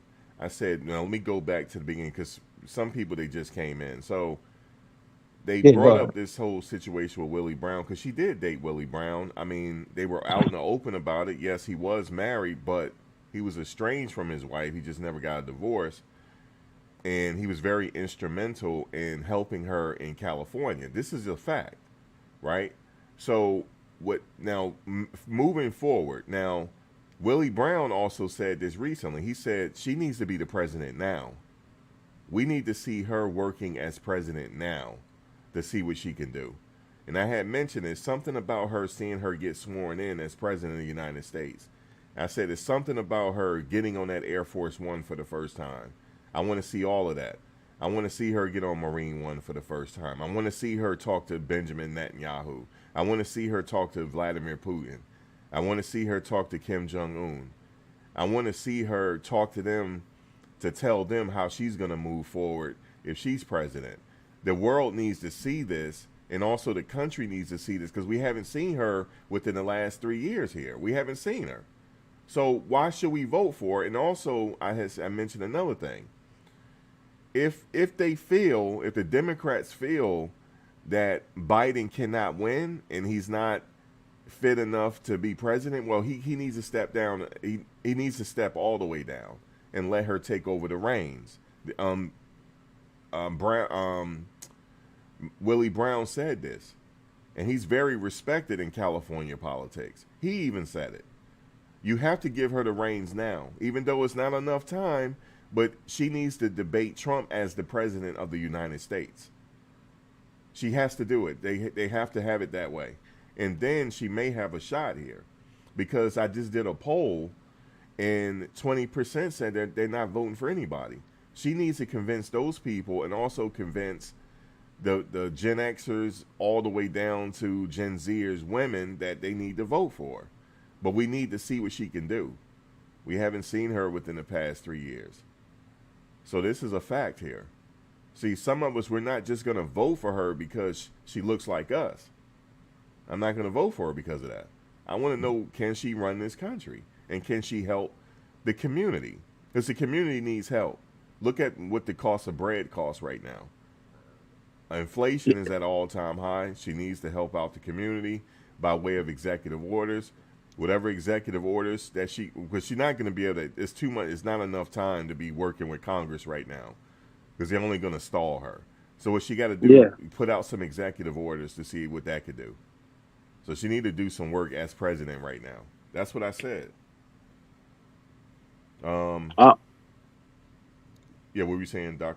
Joe? No, I'm total agreement. I think that's the best, because I feel like it's easier to get behind a sitting president than a vice president vying for president. So might as well make the history now. Yeah, make the history, and I think again that what you just said plays a role in 2028. Plays a role in 2028. So that right there, you might as well I think they should do it, but it's not going to happen. no real deal. I don't want you to buck 50 him. He just came in and read the title and made a comment. No, but that's kind of the unfortunate, and it's because for me, I'm like looking at it from all different angles, and I'm thinking, at the end of the day, all of what you said is the right thing to do. It's just, will they do it? And you know the crazy thing is, that still might not convince you to sway your vote, but at least you can see what she's doing within the short term. Exactly, because again, I don't think their mindset. Of course, they want to sit here and try to convince the people that they're running for 2024 election. But at this moment, their internal conversation should be 2028. Because what's going to happen is this. The thing about Donald Trump, that when he ran the reason why Biden won, he was able to take advantage of some of the glaring mistakes Donald Trump made as president. Now, what they have going for them is that in 2028, you might start to see Project 2025, the legs start to show, they start to see certain things. And then you might be able to capture some of the momentum, because in 2028, somebody else got to run. Somebody else. Donald Trump can't run again. Right. So you have to kind of be ready to take advantage of those mistakes and have somebody in place. And the crazy thing is, the hardest thing about all of this is that, well, all the things you name, is America really ready for a black woman president to vote her in? Especially when they didn't give Hillary, a white woman, a chance. So it's like it's so much negative that's working against her, but they have to start to put things in place so that whether it's her or they get somebody else to step in, because it's not above them to you can endorse her for this, have her run for this, and then get somebody else to come in at 2018. I mean 2028. All these things is possible. There's a lot of things, but to me, their conversation should understand that 2024 is very little to nothing they could do of what's about to happen. So they got to prepare for 2028 and start to position their senators for the midterms. For the midterms that's going to come up in a few years, because all of that fallout, they got to try to create momentum for them. But Yeah. Brother Jones said, Brother Unique said, did y'all see Kamala Harris Timberland's picture? oh Jesus, I didn't see. Did she really have one? Or was it Photoshop? I hope it's Photoshop. I hope it is. I hope it's. I mean, she probably do wear them. But you know, yeah, I see him. She do wear. I mean, yeah. I mean, she grew up. She went to HBCU in that era. She knows about Timberlands. Of course she does. But yeah, I don't want to. I don't need to see that now. I yeah, feel I like, mean, what does that got to do with anything? To me, the whole pandering to the black vote, that shit didn't work with Hillary. It didn't work with Biden. Biden won, but it hasn't worked for Biden. It's not gonna work again. Yeah. Stop the it pandering. didn't work for Hillary. It definitely didn't work for Hillary. No. It went against Hillary, if anything. It backfired on Hillary. Yeah, the pandering didn't work for Hillary and her. So that's not the answer. But yeah, she does have a picture. And you know, she went to a HBCU. She pledged to a black sorority. We all know that. We all know that. And it's funny, you said very interesting about the whole talented 10, the black boule, and how that's not what it is. And it's funny because I remember a few months ago I got to learn about Cecil Rhodes and from the Rhodes Scholarship, and how I forgot his name back in 1998. How I forgot his name, but he earned. He was one of those. He got a complete 4.0 and was getting a Rhodes Scholarship, but he turned it down and spoke against it because Cecil Rhodes, the guy who's the name of the scholarship, was a racist and was against black people from historically, and didn't have any goodwill for us. So when we start to realize, when it comes to the whole black bullying of that experience, assimilate yourself close to whiteness does not make it better for blacks. And the more you start to see how they try to act like black white people, how it actually turns against. So all of that, she's pledged, aka she's this, does not do nothing for the working class. No. It does nothing, because the working class do not look at these black excellent people in the same light that they want us to look at them, because all black is not the same black. But look at this. She's running for president of the United States. So she's running for president of the people, like all demographics. So she's going to have to try to appeal to everybody. The sorority stuff is not going to work. To appeal to everybody. She got to, I always said, we got Barack Obama now, but he's the president of the people. He's not president of the black people. You know what I'm saying? His job, their primary focus is to protect the welfare of their citizens.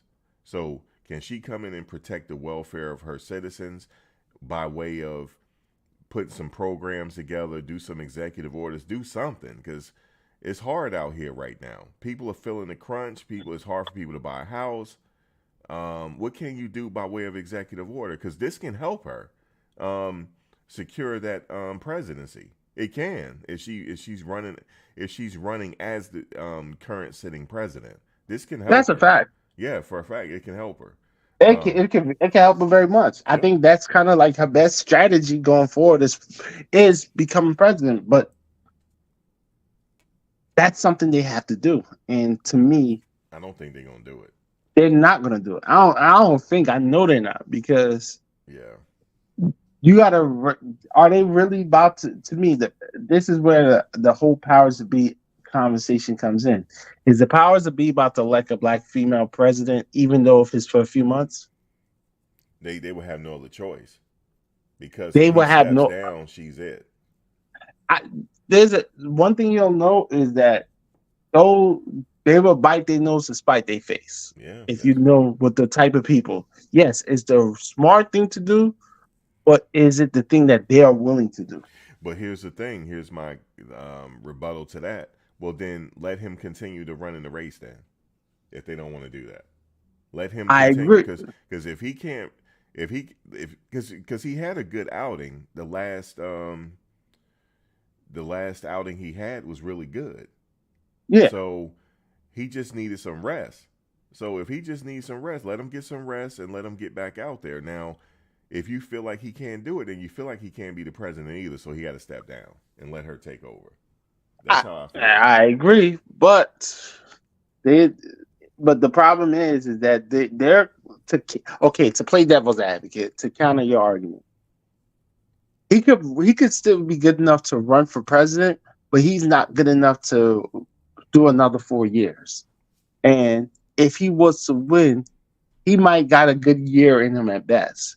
So their argument from their side could be simply, he's good enough to do these 2 months because he's everything is already put into place.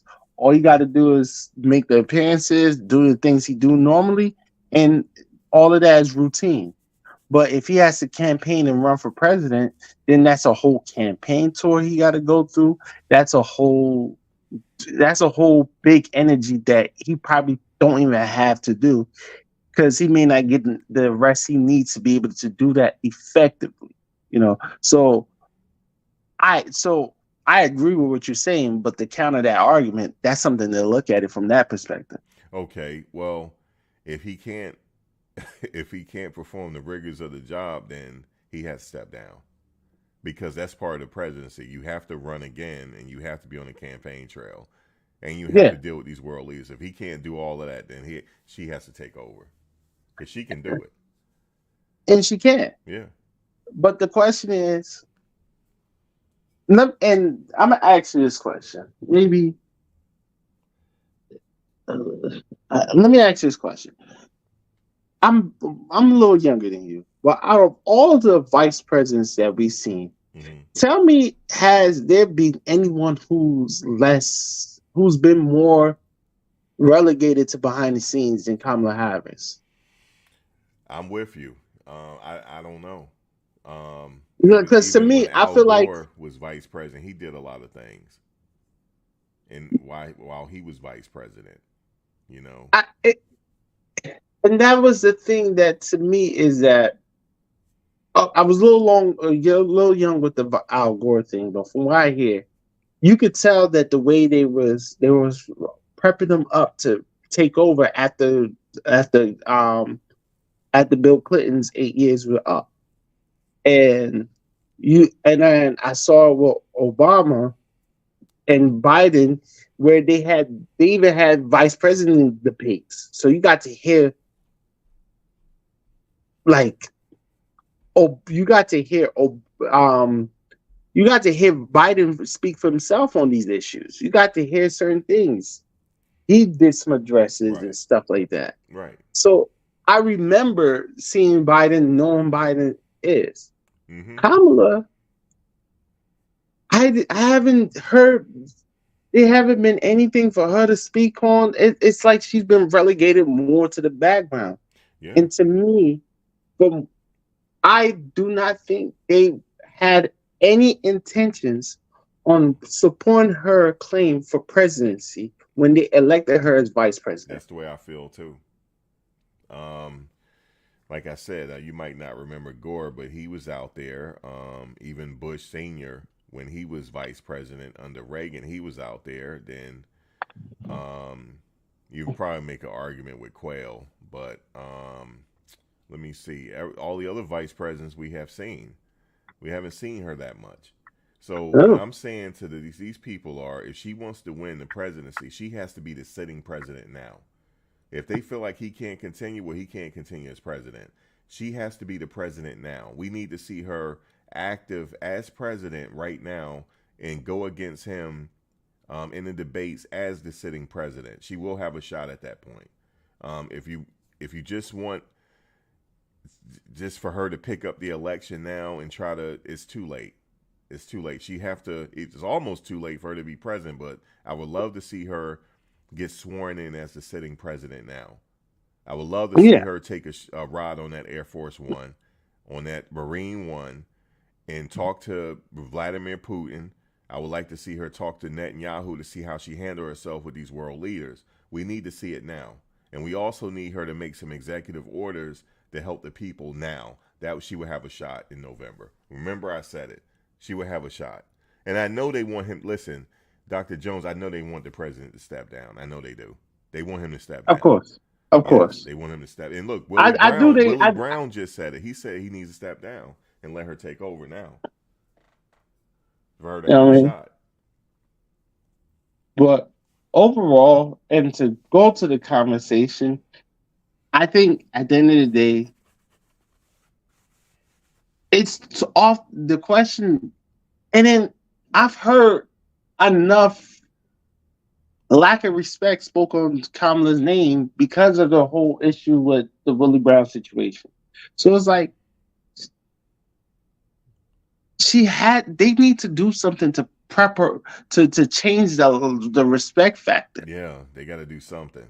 They got to do something to change the respect factor because, regardless of whether it's relegated to racism, misogyny, or relegated to the stuff she actually did, she's not seen in a positive light, especially when it comes to in the minority community.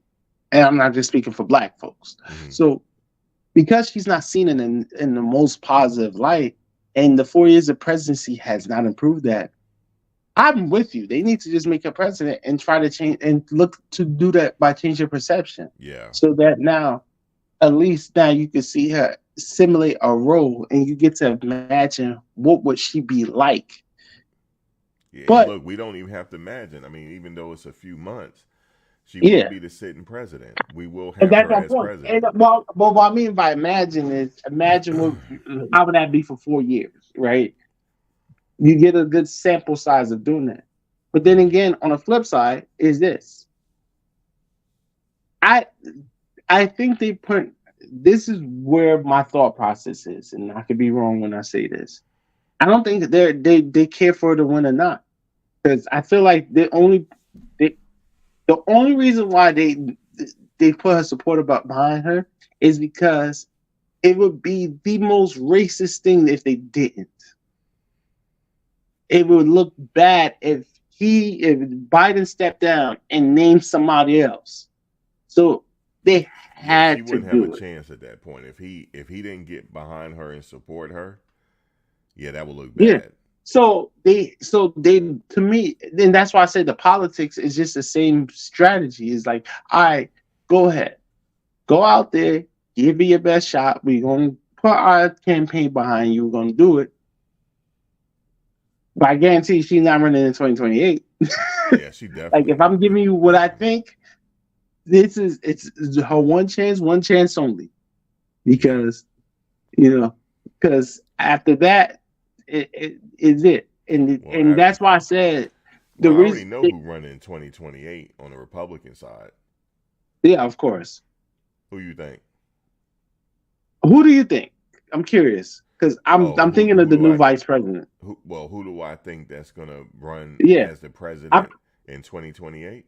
For the Republican. It's going to be one of his sons.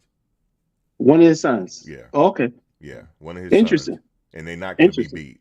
If he do what he say he going to do, and he have a good 4 years, his son got it in the bag. It's going to be his son. One of his sons is going to take over. It's probably going to be Eric. Eric could be the next president. Eric Trump. He'll be the president in 2028. Trust me, man, I could be a campaign dude. I can be a strategist. I've been studying politics for a long time. I see where it's going. It'll be. I'm not putting nothing past you. I'm not putting it past you, but it comes down to like, and that could be possible. And I'm not here to. I'll have nothing against that. What I would say is for Democrats, they need to They need to have a counter strategy. Well, I have a candidate in mind. It'll be Cory Booker. They need to build him up. Shoot, Cory Booker needs to get respect in Newark.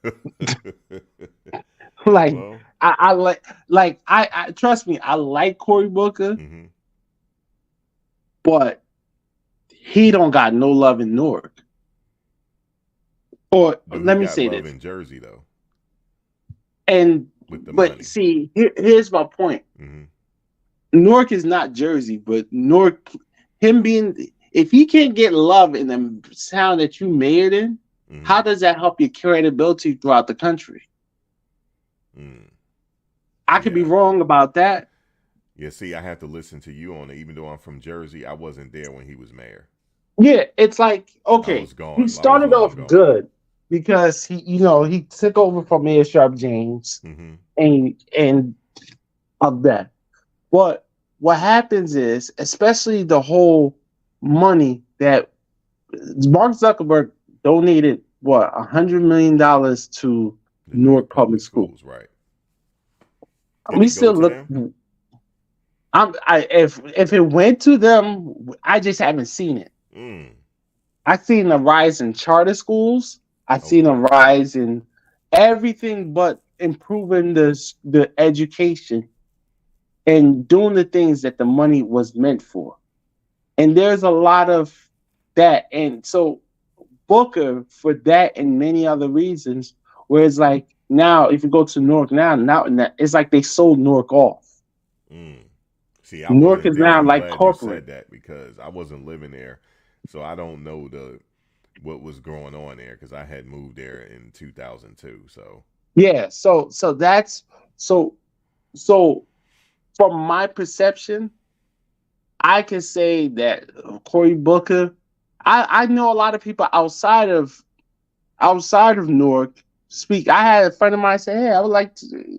I'm because I went to Jersey like a couple weeks ago. It's like, "Hey, I would like to go out there to meet Cory Booker." In my head, I'm like, "Hey, y'all love him more than we do." Yeah. Like, and for me, I think if he could find a way to to me, outside of the whole Newark issue, he stands a good chance. I like him. I hear about the governor in California. I forgot his name. Newsom. Yeah, Newsom. There's a lot that's going with him. So they gotta. So to me, they gotta start preparing the right people to counteract what's going on. Yeah, and they just gotta do this. I just think that what's hurting the whole Democrats right now is them supporting the genocide. Wow, that's hurting them like crazy because. Because as I said earlier. Well, the thing is though with that, I think either side is gonna support it.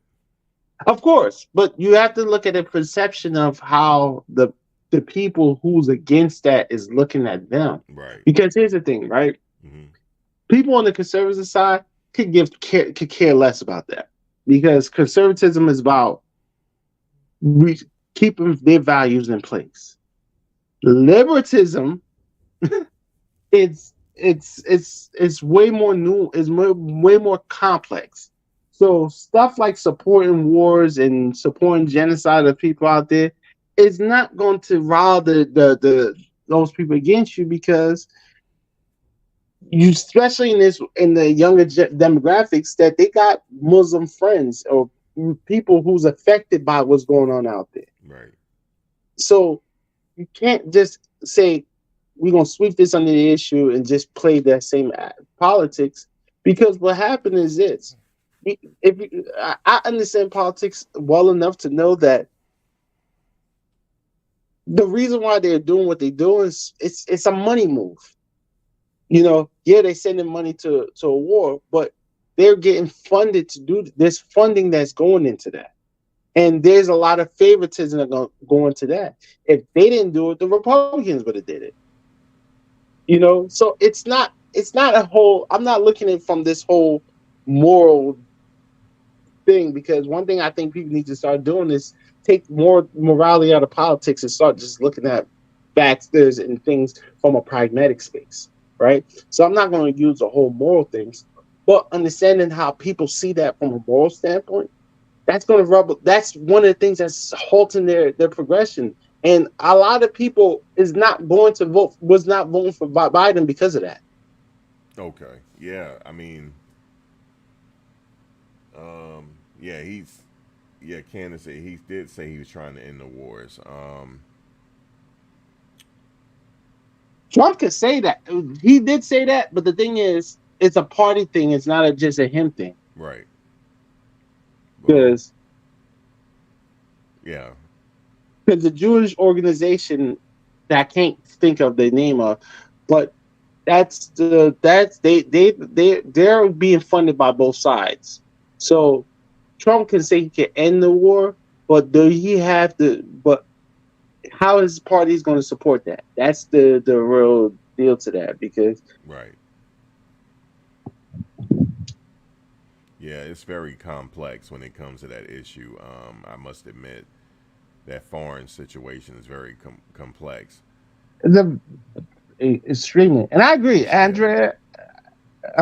Race has nothing to do with it. Right, It doesn't, because to me, like I said, Kamala in California was when you're a prosecutor in America, just understand prosecutors that got big reputation is not a clean thing. It doesn't come clean. Right. Somebody has to hurt from her, and that's the thing about capitalism. And we understand. You know what I mean? She said she was just doing her job, but some people felt her wrath. Now they did. So my thing is this: everybody does their job. I get it, but some jobs, when you do too well, think about it. The Grim Reaper could be a great Grim Reaper. What does that mean? Well, it depends on what side you're talking to. A great Grim Reaper means that they collect a lot of bodies. So think about it. Sometimes being so great at your stuff comes with a negative effect. Well, she locked up a lot of souls. A lot, yeah. And a lot of times is that there's a lot of these trumped up cases, people who shouldn't have been prosecuted in the first place. And it's like I remember years ago when somebody asked the question, do you rather be a defendant or a prosecutor? And I said neither, but I remember what somebody said. Well, think about it. I'd rather be defendant because I'd rather defend the innocent or someone, because even if a person is guilty. No, you mean you rather be a defense lawyer or a prosecutor? Yeah, defense lawyer or prosecutor, right? Yeah. So somebody told me, because I remember when I said, I don't know what I want to be, because I don't want to defend someone who's guilty, but prosecute someone who's innocent. He said, think about it as this. If someone is guilty, it's the prosecutor's job to convince everybody what is the facts. So you defending them, you could defend them as well as you can. Mm-hmm. But the prosecutor got to do their job to prove it beyond reasonable doubt. Right. However, when someone is innocent, the prosecutor has way more weapons at their side to make someone who's innocent seem guilty. Because even though it's beyond reasonable doubt, all you got to do is turn the juror, make the juror go against that person. And then how juries and how things is set up and everything, it's almost rigged to put someone in jail more to get someone off. And somebody told me that it's like the court system. So when you're a prosecutor, you're aiding in that system of putting many people behind bars, because we because I don't know what the stats. I'm speaking off the top of my head based on perspective, but I guarantee you that there's a number that more people who was less deserving of crime got found guilty than people who was guilty got off innocent. Mm. And I guarantee you there's a number that support that, right? And it's because more times than not, we're hearing free this person because and sometimes a person is guilty not because of they were innocent, but because of they were overcharged or they were charged something they shouldn't be charged. A person might have punched someone and they got, instead of battery, they got assault, you know, just off one punch. Somebody might have let's say I'm accomplice of a crime, I might get the same charge as someone who did the crime. It's usually someone who's innocent, but because they didn't do anything, will get something more so than somebody getting off. And I'm not saying right or wrong or what it is, but the way the court system is set up is to put people in jail. And you got to have good representation. If not, you're already at a disadvantage. Exactly. You're And to more me, disadvantage. And that's what it comes down to is like, what the price of a good lawyer is very high. The person, think about it, right? If you in a criminal court, who is paying the prosecutor? The state is paying the prosecutor. Right. Who's paying the lawyer? If the state pays for the lawyer, you're not in good standings. So if you have a good lawyer, that's most likely coming out your pockets. Right. But the prosecutor pockets is really taken care of. So I say all of that to say that Kamala's reputation is negatively impacted because she was really good at her job. Yeah, I heard she put a lot of people away, man. I heard that too, and I remember like, a lot of people was doing that. And then I think we just gotta learn how to let go of. We gotta stop expecting just because someone is skin folk, they're gonna act a certain way in your favor. You gotta realize that in this system, a person is gonna use you to elevate themselves, no matter what their skin color is. So, but I said all I was going to say because honestly, I'm glad to come up here to get this off my chest because I'm probably going to be very silent about this issue because I have no desire to really speak on this. Let me outside read this of to you real quick. Yeah. Kamala Harris served as San Francisco's district attorney from 2004 to 2011. During her first 3 years in office, she increased the city's conviction rate from 52% to 57%. Specifically, Harris achieved an 87% conviction rate for homicides and 90% conviction rate for all felony gun violations during her tenure. As California Attorney General from 2011 to 2017, Harris continued to maintain a tough on-crime stance, although specific overall conviction rates for her time as Attorney General are not frequently cited. Her tenure was marked by both praise and criticism, reflecting her efforts to balance progressive reforms and traditional prosecutorial responsibilities. This is from, I got this, I'm referencing Politico. So her conviction rate went from 52% to 67% in the city when she was city prosecutor. So she was no joke, man.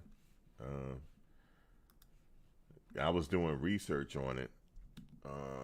I could get more specific later on, but on the types of convictions. But yeah, she was rather successful at her job. Definitely was. Yeah, and that's the issue. She was too successful, and I'm reading the comments now. Andrea said she did more than she's supposed to, and that usually comes with doing your job is doing more. Like, Laura, because the truth is, give me 1 second. Someone said, "Would you expect preferential treatment because you are the same color?" No, that's not. I'm just reading her conviction rate. I'm gonna answer that question. Yeah, go ahead. What I would Answer prefer, I'm gonna answer that question. that. Okay. What I prefer is not being put in a situation where I'm at a disadvantage because of my skin color. So And why would you often, be at a disadvantage? because we live in a system that shows that a person, because you look at the prison numbers, Mm-hmm. whereas we make up a high percentage of the prison while still a low percentage of the population, right? So Right. chances are Black and a Latino. person, because so chances are when you're a black person who commits a crime, because of the way it looks like, you have a higher chance of being penalized and given stricter sentences than if you were a white person. So for me, if I see a black person, I'm going to look at this person like, damn, at least they should know and understand. And obviously that's not right. I'm aware of that, but I can speak to a person who might see a black person and like, yo, they might have my back and realize they don't. So Well, for me, I don't want. So for me, I would never want because I'm black treat mm-hmm. me better. But what I would like for you to be aware of is that I want a fair opportunity because oftentimes in the court system, black people don't have a fair opportunity. That's my answer. Okay. Yeah, I mean, if you look at it, in the prison industrial complex right now, black and Latino make up the most percentage. The most percentage than any other population in the prison system. And we And to can be get it. honest, That's I don't another even like video. to. We can get into why that's the case, but that's another video. Yeah, that's another video. But Mm-hmm. my point is, I'm not going to ever say I want special treatment because I'm black. But what I want is I have a fair treatment, not and not be have my blackness used against me. Well, but this is gonna come up during her president. She's gonna have to answer to this as she running for president now. It's a lot of people that were dissatisfied with her in California. So that's something that she's gonna have to address. But Damn, I didn't live in California, so I don't know yeah, I too don't know. much. I I'm don't know just doing my California. So research. even when Andre said, "Look at California," he may not. I don't really understand California right now. So you might have something. Andre might have a point with that too, because I mentioned Gilliam. So yeah, I feel like they need to start, and I hope they don't be like what the Republicans did on during Obama's second reelection, where they had like 13 people vying for presidency at one point. I hope they just get a few people, give them a chance, and then the best person go forward. But this election, For the next one, I told you I'm done with this election. yeah, I mean that's never Think gonna of happen. 2028. You're gonna have two major parties and you have the independents. That's how it Yeah, always gonna be. two Republican, major Democrat. parties. Shoot, I might vote independent just for the shits and giggles at this point because I feel like Well, it. you're voting with RFK Jr. Shoot, I might. I'm thinking about it, and the Okay. only reason why I'm thinking about I've been thinking about this for years. They need a third major party to come up the ranks to kind of hold someone accountable. We had one close. You remember Ross Perot? Yeah, I remember. Mm. So He's I no feel longer like with us, but yeah, he was yeah. serious. So I feel like that's what they got to start doing is start people who choose not to vote should vote independent. Hey, you can I'm do stuck, that. and that's just a thought. It's like because if we're not gonna vote, you might as well go independent because at least now because I feel like as those numbers rise, Right. politics is gonna change. Yeah. The way they do politics because it can be no longer now. Because I feel like for many years Democrats expected black votes, so they did enough to show that Right. they on our side, even though they weren't. Yeah. This is the time now that it's not so certain for them. Yeah. It's because of the I could tell them it's because of the millennials and Gen Zers. They think differently. Yeah. So you're not gonna wrap up their vote. Um, let me close this out. Yeah. I'm gonna come back Yeah. Let's get eventually on going. this topic. I'm gonna close out. And did you have any final things to say before I end out? Man, no, I'm good. I got to share some thoughts that I'm not going to share really on public platforms. Yeah, I hear you. So I'm good. Yeah. I'm complete. All right. Well, I appreciate. Don't be a stranger. I'm definitely covering this race until November. Yeah, I'm gonna pop up from time to time to see to check the temperature on it. So Okay. I'll be around. All right. And yo, I did it. I have a video on my page where I kind of made some admissions, and if my memory served me right, I think I shouted you out in that video. All right. Yeah. How So can we find you, just go to my page. Dr. Love Jones? Yeah, Okay. yeah. This page, Dr. Love Jones. I forget I'm on StreamYard. So yeah, so subscribe to my Dr. Love Jones page. Okay. Um, I got my podcast that I'm going to be. I already got one episode out there, but I got some more episodes coming. So All right. so tap in. All right. Well, thank you for coming on. I'm just gonna go ahead and close out. All right, All man. right. Now. Peace, everyone All right. Now take in the care. chat. All right, later, man. All right.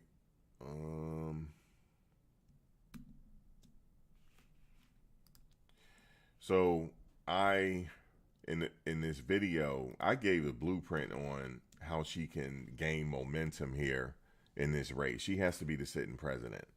It's all or nothing. It's either he stepped out of the race, he's gonna have to drop out as president as well and give her this last few months as sitting president of the United States.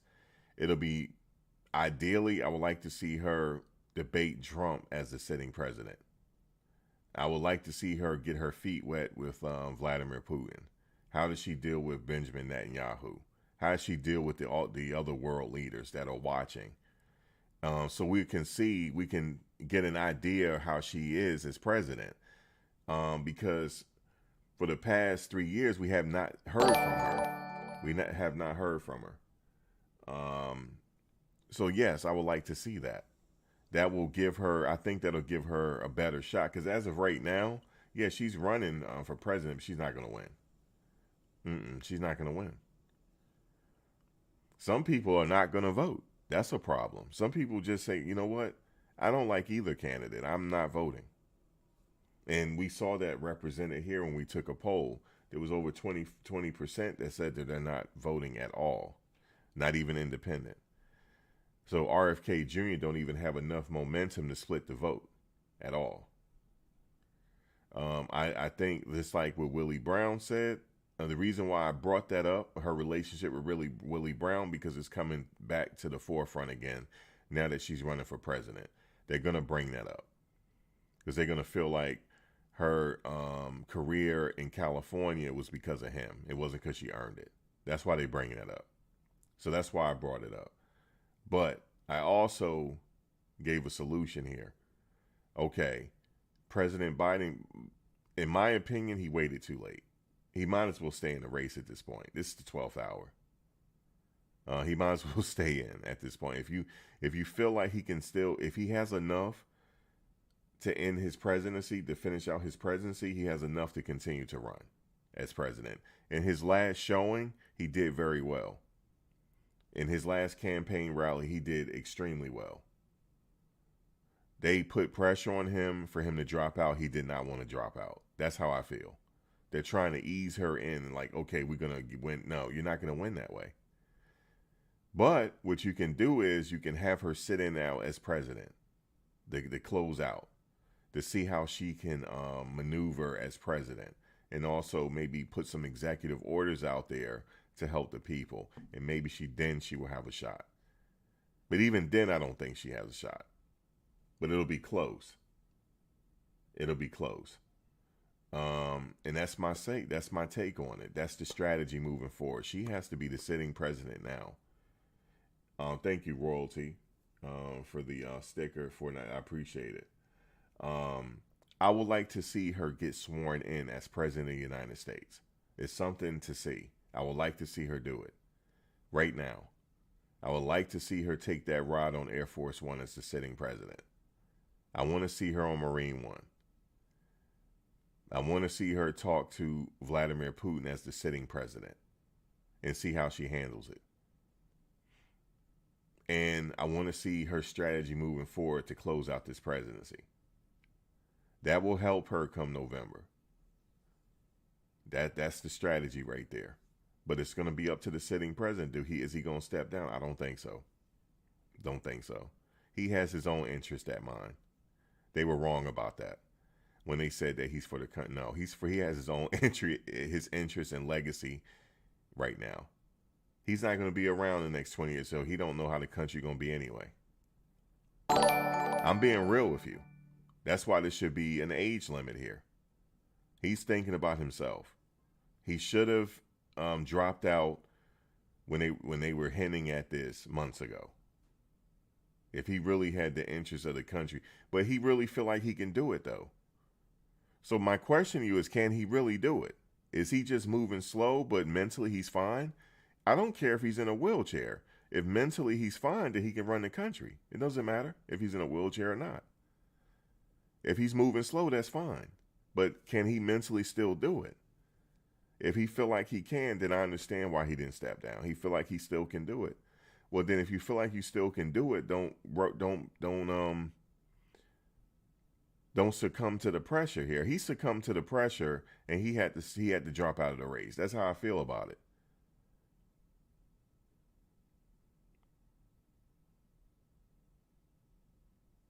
So they saying, okay, well, you can run the country for the rest of the term. No. You feel like he can't, if you feel like he mentally can't do this no more, well, he mentally can't run the country for the rest of the term then. That's how I feel about it. Let her be president then. Either make a decision and go all the way or none at all. I don't mind him still running for president. If he had a good showing, I think he can still do it. But the strategy moving forward she has to be president. To try to convince the people that are not voting. Some people are not voting. They don't like how the economy is. They don't like that they were told that, work hard in this country and it's still benefiting the rich. These young people see that. It don't matter how hard you work. It's still benefiting the rich at the end of the day. It's still a difficult time to buy a house. You baby boomers don't count. Baby boomers don't count. You guys don't have a say-so anymore. Because during your lifetime, you were able to buy a house. It stopped in your generation, actually.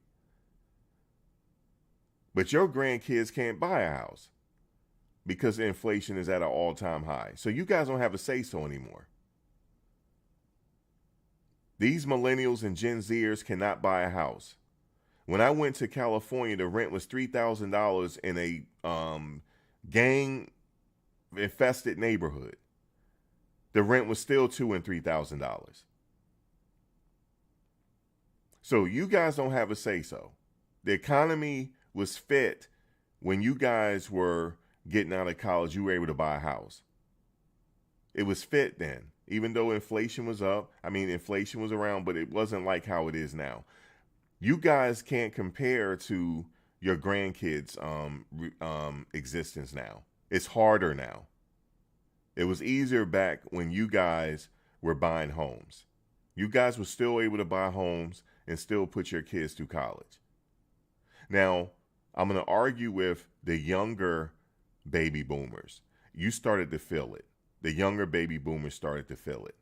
Because the economy was, and the inflation was, during your time, it was starting to feel it. But you older baby boomers, you don't have anything to say now. Your grandkids cannot buy homes. That's a fact. They cannot. It's a fact that your grandkids have to work 2 and 3 jobs to survive. You didn't. You only had to work 1. Education, the cost of education now is unbearable. Not when you were in college. That's a fact. It's not up for debate. So but good thing is, this is the first time that you guys are not going to decide this election. You guys are not. That's why it's going to be a problem with these Democrats. It's going to be a problem now. They need somebody to come along to keep it real with us, like Trump is doing. At least he's keeping it real. You guys not keeping it real, you're car salesmen on that side. You're still car salesmen. We need somebody to come along that's not politically correct, and we need somebody to keep it real. And that's what he represents. That's why he's still winning. That's why he's still winning.